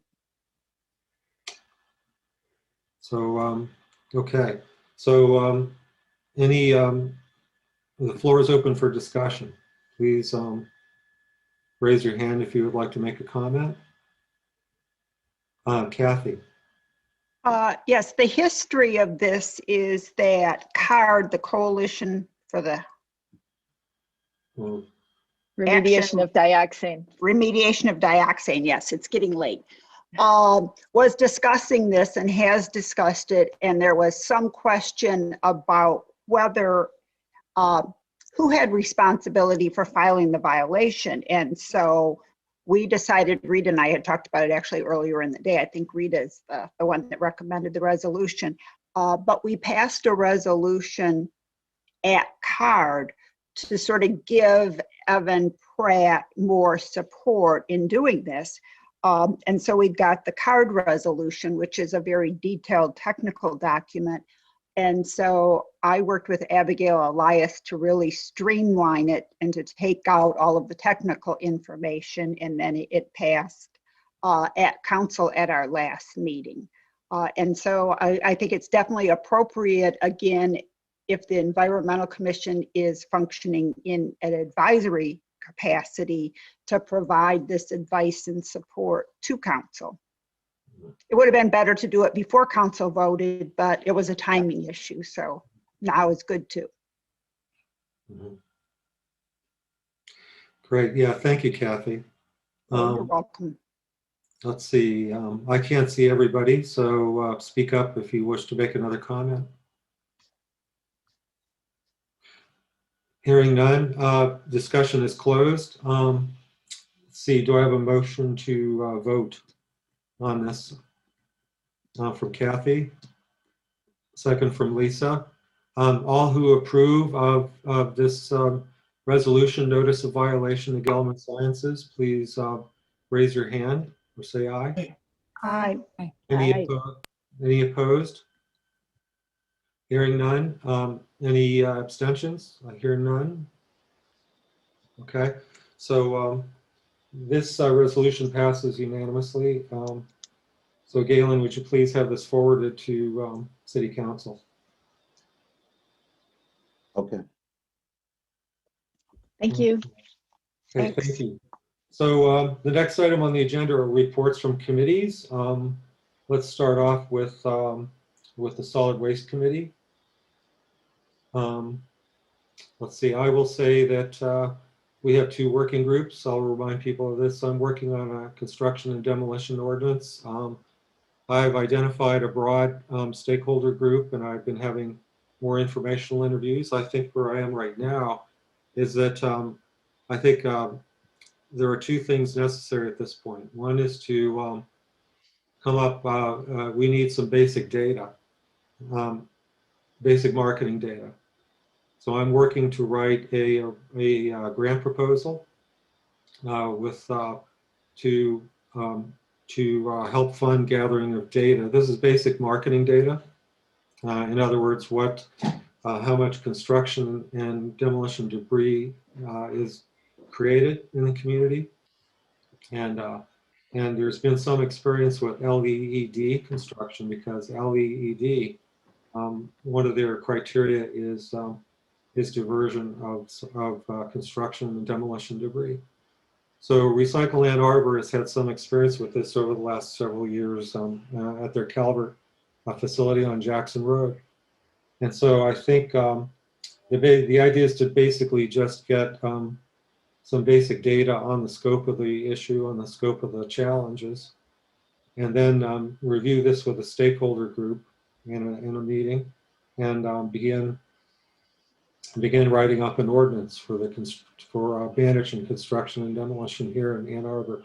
It's likely that it will have to include the county as a whole to reach those volumes that are and reach the kinds of economies of scale that we're looking for. So I'm in conversations with Theo Egermont at the Washtenaw County about this as well. So this is where the construction and demolition ordinance stands at this point. Let's see, Lisa Dish, do you want to talk about the Zero Waste Working Group? Yeah, very briefly. Maybe if you aren't sharing your screen, we can see each other again. Oh my gosh. Yeah, so the Zero Waste Working Group, which might be up for a name change just to have consistency, with the 820 plan, but we'll talk about that at our next meeting. We are going to work a little bit differently than some working groups work, in that we're going to have members of the public in the working group, so not necessarily restricted to members of the Environmental Commission. And between Steve and me, we have both recruited a number of people. And I spoke to someone today. I spoke to Sam today that you, and he has social media expertise, web design. So we could be part of what Ms. Naples was talking about when she was here, about the volunteer effort for education and outreach. I am really hoping that we could do a pilot for multifamily recycling and or compost, probably recycling and compost, not and or. And I'd also like to see if we could get funds to scale up the effort that Jan Wright did. And Jan Wright and a large group of volunteers did in the Old West Side, putting out flyers and stickers on people's compost bins so they knew what could go in them, because that was very successful. And in my opinion, there's a lot of folks who don't know how much can go in their compost bin. And so if we're talking about, if it does end up that we decide to extend residential composting throughout the winter, it would be great for people to have a really good idea of how much stuff they can put in those bins, particularly if we want to link that to possibly a reduction of trash pickup. So, so this group is going to take a fair amount of direction from staff around what priorities would be helpful to them, given what staff's priorities are. But I think we also want to do what we can, what actually ends up to be manageable in terms of pushing to the things that have been raised by several of the people who called in, and several of the people in this group have raised issues of consumption. Really, the broad principle of sustainable consumption came up several times at this meeting.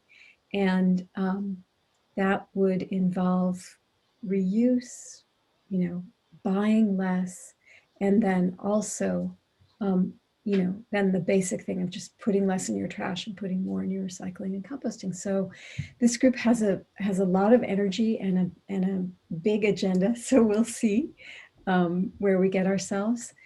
And I think we would also be looking for grant writing expertise, and I would be looking for people to teach me how to do that. I write other things, but not grants. So because I think there is money to do this, and I think that anything that we wanted to do as a pilot, it would be much easier for us to realize it if we could raise some money. So Gabby's still here. We should talk about if you want to be on this to help represent the multifamily voice, or if you can point me to some folks who might want to do that. And Lily, happy to have you weigh in there as well. I just picked on Gabby because she mentioned it when Eileen was here. So did I forget anything? No, I don't think so. So let's move on to natural features. Chris? Hi, Steve, thanks. The group meets tomorrow at noon, and 3 things are on the table that are pretty good. Version 10 of the first batch of amendments to the UDC are there for review tomorrow. We've finally really matured our thinking about how to make the changes that we're making.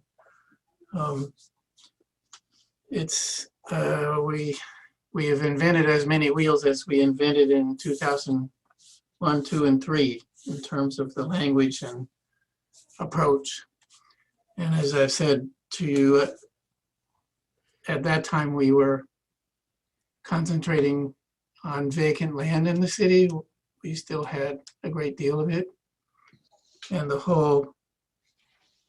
the whole, but a very substantial portion of what we've been doing is converting our thinking to the entire city and its developed landscape as well as vacant land. And building in terminology and perspectives that will help educate people about sustainable landscape. Second thing on the table tomorrow is a summary of the important changes, a draft version of that we're suggesting in this step one. And then the third thing on the table is the latest revision of the landmark and heritage tree list. So next time I see you, you may have some of these documents in your hands to begin to give us feedback about. I'm hoping anyway. I'm sorry that there was a long delay with holidays and small bumps on shoulders and things like that, but we're getting through it finally. Pretty happy camper about it. Okay, thank you, Chris. How about the pollinators work group? Oh, yeah, I can speak on that. So far, we've just established like a mission and a general timeline. We're building on the work and allies that were established by the Pollinator Subcommittee in 2018. So a lot of our work is about educating residents about native plant species and the value of pollinator biodiversity. We're considering potential citizen science programs and just looking at different ways to get out meaningful information about pollinators. We're also looking at developing verbiage supporting pollinators and habitats to be included in NAP's 5-year plan, or their 5-year goals that they're renewing this year. And at the moment, yeah, we're just in the early stages. We're reaching out to our allies and looking for projects we can support. I think we have a meeting set up with NAP and Adopt a Park. Yeah, and we'd like to schedule a meeting with Galen to talk about potential support from A20 ambassadors. Okay, thank you, Lily.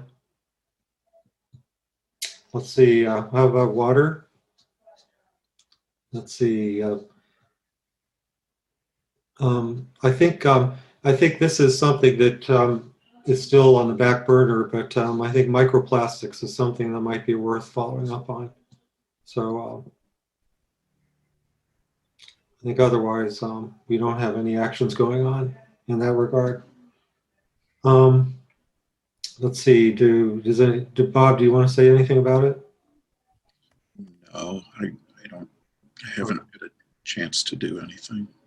Yeah, it's been busy. It's been a busy few months for sure. Okay, so so other commissions. Let's start with planning. Shannon? Yeah, in terms of what is relevant to this group, I think the biggest thing is that I'm going to get into kind of zoning speak here, but our former planned project category is shifting, and we're trying to streamline the way that people can move buildings around sites to have some flexibility. And one of the things that we are going to be allowing people to do is if they have a very sustainable building, then they get some more flexibility, basically. They get some flexibility with height. And they also get some flexibility with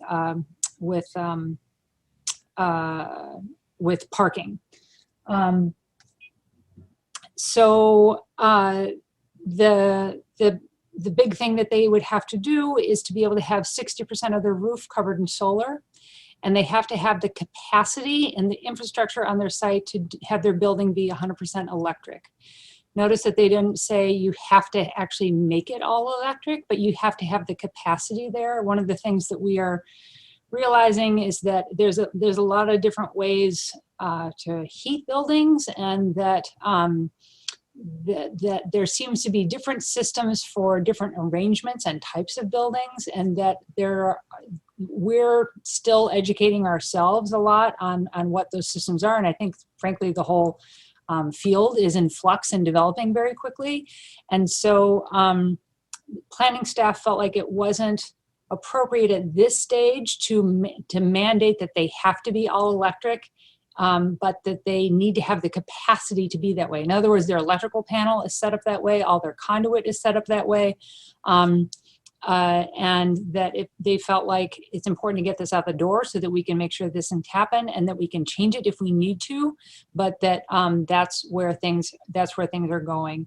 We just noticed, like with a project that came through on Main Street called Near North, that they did mostly electric in terms of this was a bunch of attached condos, and all the ones on the inside they could get to work, but the ones in the corners they couldn't. And so it's giving them some flexibility to be able to try to make this thing work over time. So that's kind of where things are. The other premium, or not premium, but the other, so you either get flexibility with the sustainability piece or with affordability. And so those are the two big objectives that we're going for. But I felt like it was important for this group to hear about what the sustainability piece was with that. So that language has been approved and it is heading towards City Council. And then the other piece, Commissioner Apple isn't here tonight, and we approved a new piece of parkland that is across from Gallup Park, across Getty's Road, the Ruthven area and nature area, and that's where Miller's Creek comes through. And so the city's purchased that, and it's going to be adding that to their park system. And then we went over like the CIP and stuff like that. So and those are all things that, obviously have an impact on environmental issues as well, in that when you are doing your capital improvements planning, sustainability is a big chunk of how they filter and prioritize projects. And so the 820, that whole effort has really had an effect on how they have it go through their whole filtration system of how they prioritize things. So to that end, it affects this group to a certain extent. But we approved that, and that's heading towards City Council, and City Council has all of its work cut out for itself between now and May to figure out how to review all of that and make sure that all that happens and gets done in time for our fiscal planning. I guess the only other thing I would add is that it's not immediately relevant to this group. It's something I just feel like is really important to pass around, is that there was a group from the University of Michigan that did a presentation on racially restrictive covenant mapping. And what that means is that I know when I bought my house, which is just west of West Park, in the deed, it said right there in black and white that you cannot have Negroes as part of this neighborhood. And you can't enforce that now. There's been all kinds of legislation, but it's sitting there written into our deed. And this group, through the law department and the architecture department, are mapping all of the neighborhoods in Ann Arbor that have those restrictive covenants on them, so that we can start to face the discrimination that is part of, liberal Ann Arbor, because that went on for years and years and years. And so it's a really interesting effort. And I guess I talk about it here because I think in the next several months, there's going to be outreach to be able to get people to be able to report what their deeds say, so that we can just start to get a better sense of how, what that really looks like spatially across Ann Arbor and where this history is. And I think it's going to be important for people to participate. And so I want to put it out there as a way for people to be able to really dig out that file folder to look at your deed and see if it's in there, because they are going to be taking information and trying to map that. So I just wanted to put that out there also as something, as we are trying to be much more aware of equity issues and things like that. And part of that is looking at our own past. And that's definitely a very real thing that happened in Ann Arbor for a long time. So I guess I'll end there. Mm-hmm. Okay, thank you, Shannon. So let's see, Mike is absent, so we won't talk about parks. Thanks for mentioning that Ruthven purchase. And so energy, John? Yes. If I may, I'd like to comment briefly on some of the other reports. First of all, I'd like to plant a seed to natural features and pollinators. We've talked before about recognition as a tool in getting people to do things, also obviously education. And one of the things that's done in the historic preservation area is that the city has an award, or they make awards every year for historic preservations and renovations. And I would like to see, and I don't know who would take this up, maybe it's this commission, that's why I wanted to plant the seed, that we think about a similar award for renovations of properties, so that if people renovate their property and replace turf grass and plant trees and put in natural prairie and things like that, that they get an award. And if there's a new development that goes in, that there be a similar award. And we give those awards every year. Hopefully they get some coverage, and hopefully they then also get other people in their neighborhood and across the city to adopt similar practices. So I don't know where, does anybody have an idea? Would that start with us, or with who would take up something like that as an idea?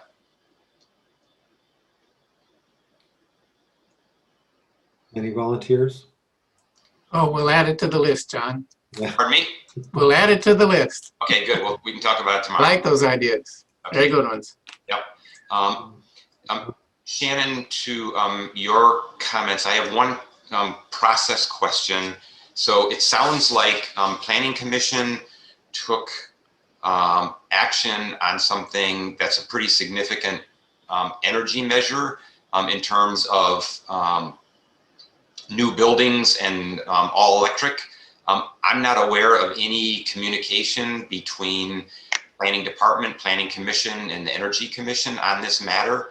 The concern that I have is it sounds like it's a step in the right direction.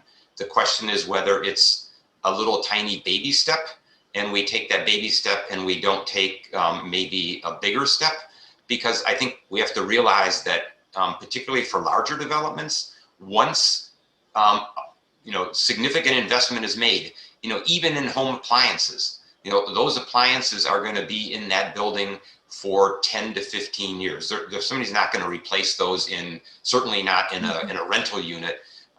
Same thing with, a boiler in the basement or big HVAC units on the roof. Those are going to be there for 20 years. So by taking what we think is a nice little step in the right direction, we're still creating a huge loophole for capital investments that are going to go in and they're going to stay there for 20 years. And so I would ask that maybe council think about consulting. I don't know, there's a few people on commission or former commissioners like Wayne Appleyard that are fairly familiar with this, but I would ask that maybe council defer action on this and look into whether there's something between a full requirement, which I agree potentially has an impact on affordability, not so much for the developer, but in terms of operational costs, but something between the two extremes of a little baby step and the step of mandating all electric. So I wanted to share that. As far as Energy Commission, first of all, I wanted to thank council and inform the rest of the commission that at the last meeting, the EV Parking Ordinance was passed. And so that will be going into effect. Thank you very much. And we want that obviously to be something that is successful. And so we're working on a developer's guide for that to make that easier. Not that there's a lot of complaints about just throwing out an ordinance and having it impossible in terms of permitting and interfaces with DTE. So we will be working on that. And by the way, an interesting announcement today, General Motors announced it will be carbon neutral by 2040, and it will stop making internal combustion vehicles by 2035. So some people might say, well, that could be earlier, but I think what's clear is now in 2021, the writing is on the wall. So in terms of any developer or anybody that's thinking of putting in massive investments in fossil fuels and things like that, the writing is on the wall that they need to reconsider what they're doing. As far as other things that the commission is doing, we had a presentation on energy delivery from a commissioner that works for consumers, showing how the grid works, where the different parties are in the grid, and also showing the degree to which Fossil fuels really are dominant, not only in terms of electrical supply, but if you look at all energy sources, including, you know, for vehicles, including for industry, it's you know, eye-opening how really we are completely, what's the right word, reliant on fossil fuels, and how much fossil fuels have to be replaced. So if you're interested, you could go to Legistar and look at that presentation. We've got a couple of presentations coming up that I think might be of very broad interest in the February meeting. So this builds on the energy delivery presentation. We will have a presentation on municipalization. There is a group in Ann Arbor called Ann Arbor Public Power that is formed to promote the idea of municipalization as an alternative. And you might remember in the 820 plan that what's favored there is community choice aggregation. That will require legislation at the state level. Municipalization does not, but it has its own really, really tremendous hurdles. We're hoping to be able to bring in some other experts to talk about what some of those other options might be, like CCA or others. There's a utility expert in Lansing that I've been in communication with, and I'm hoping that that individual will be able to talk at a future meeting. So there may be a series of meetings that may be very relevant for the path that the city takes going forward. We also considered the same energy principles and passed the same resolution that we passed tonight at the last meeting.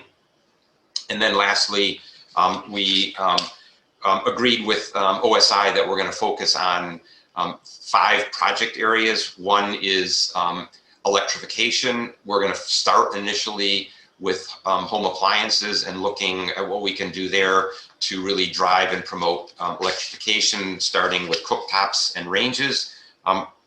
Electric vehicle strategy, what's the next steps now beyond the parking ordinance. We're looking at developing an energy concierge service. So imagine, you know, a hotel, you've gone somewhere and you need advice, and you have an idea of really what you want, but not much more than that. We think that this is really necessary and an enabler for almost everything else that we want to do in the energy field, other than some of these big things like, you know, where we get our electricity. But if you think of, you know, you want to replace your furnace and you want to know what the options are. You want to replace whatever it might be. You want to improve your envelope. Who do you go to? What incentives are there? And so on and so forth. And right now, there's only informal networks. And unless you're tied into those informal networks, you have really nowhere to go, really nowhere. So we're going to work on that. We're going to work on trying to improving solar accessibility for lower and middle income residents. Right now, you know, solar tends to still be a fairly expensive proposition. And then we're going to be working on a series of energy education. We've done some of that in the past, but we really want to start to step that up. So that's what's going on with the Energy Commission. Okay, thank you, John. Yeah, go ahead, Shannon. Yeah, can I just respond briefly to what you were saying? Yeah. We had that very discussion. In fact, Lisa brought that your probably word for word what you said. So we did definitely have that discussion. I think it probably wasn't characterizing it quite right. I think it's not even really midway between the two extremes you were talking about. I think it is closer to the you know, going all electric route. But I think it could probably use some tightening up to further define what that is. Because it's like, I think the Planning Commission would say it is unacceptable to have gas ranges. Like, it's not like that. You know, it's more like the feasibility of how to truly heat systems when there are some things that are still pretty mushy in terms of what's the best system to use and how it models out. So, but the language isn't that tight either, you know, in terms of kind of where that continuum is. Yeah. So please know that it was discussed, but I would look forward to some further discussion, I think, at council about that, perhaps, to see if it's possible to just see what it means to tighten that up, or to have Mr. Leonard kind of say what his intention was and how they might be able to negotiate that, or how to even pitch it to developers. They have to meet with planning first thing, so that they can kind of say, this is what we're talking about here. Not like, you know, you just have your DTE capacity thing there and you do everything the same, you know, so there might be different ways to handle that. But I just wanted to respond to that so you had some sense of what we discussed. Thanks. Okay. Yeah, thank you, Shannon. So report from council.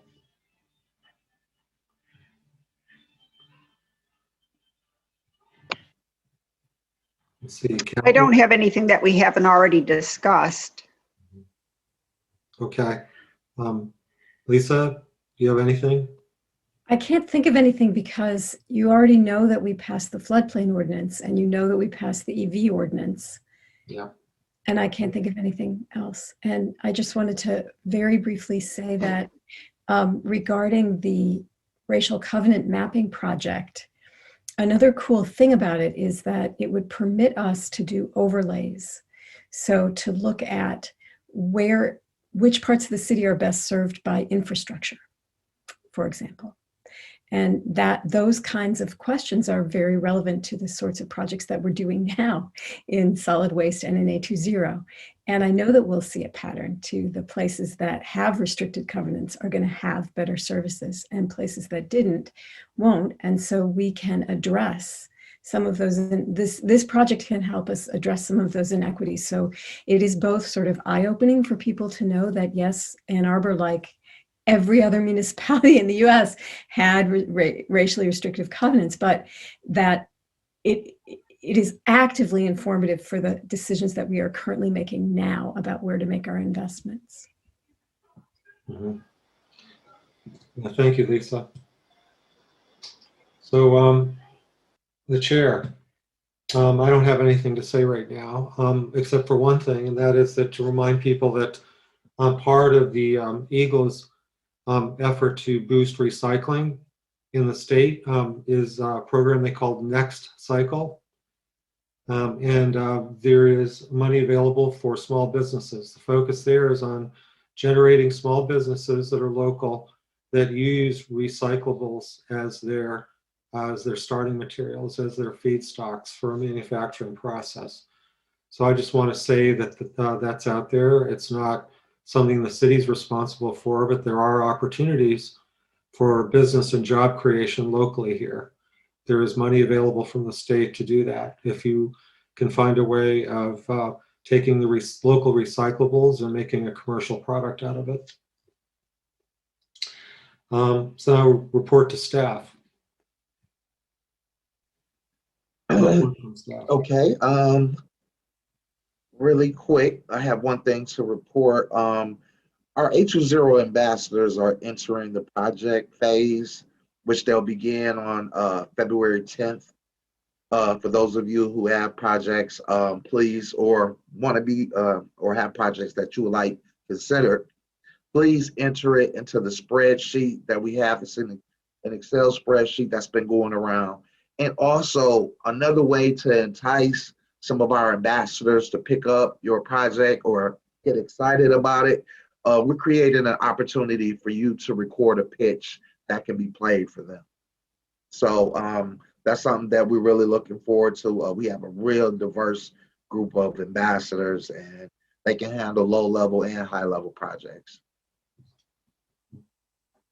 And that's our report. Okay, thanks, Galen. So Galen, in that regard, would you mind sending the URL or Yes. distributing the link for that spreadsheet? Yes. To the commissioners? Okay, thanks. You're welcome. So the next item on the agenda are action items, and I only have two, and that is that our council representatives will consider the value of an annual report on the state of the environment. And the other one is that Galen will send out the URL for the project listing and project description for the ambassadors, for the A20 ambassadors. So the next scheduled meeting is February 25th, 2021. The next item on the agenda is public commentary. We have our second period of public comment. This is an opportunity for persons to speak for up to 3 minutes. Please call 1-888-788-0099 and enter meeting ID 973-1841 6621. This information is also displayed on the video feed. City staff will select callers that have raised their hand one by one using the last 3 digits of your phone number. In order to electronically raise your hand to indicate your desire to speak, please press *9 on your phone. You will hear an automated announcement that the host is allowing you to speak. When speaking, please move to a quiet area and mute any television or background sounds so that we may hear you clearly.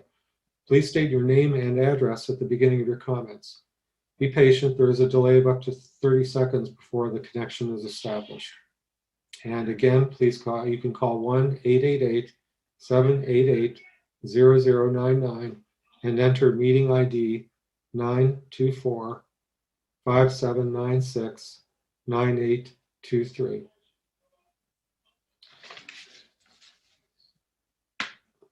Do we have anybody on the line yet, Galen?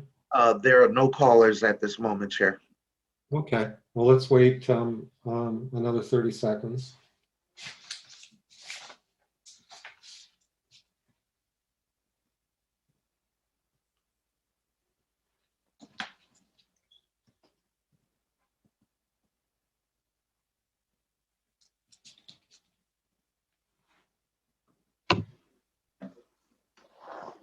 Do you have any callers at this point? No, Oh. but we have a hand up from Councilmember Griswold. I see Kathy. Yes, Kathy. I just want to thank staff because they're moving towards having recurring meeting IDs for Zoom. And what that means is the Environmental Commission will have the same meeting ID every month. Yeah. And so we won't have to be scrambling and looking for that new unique number.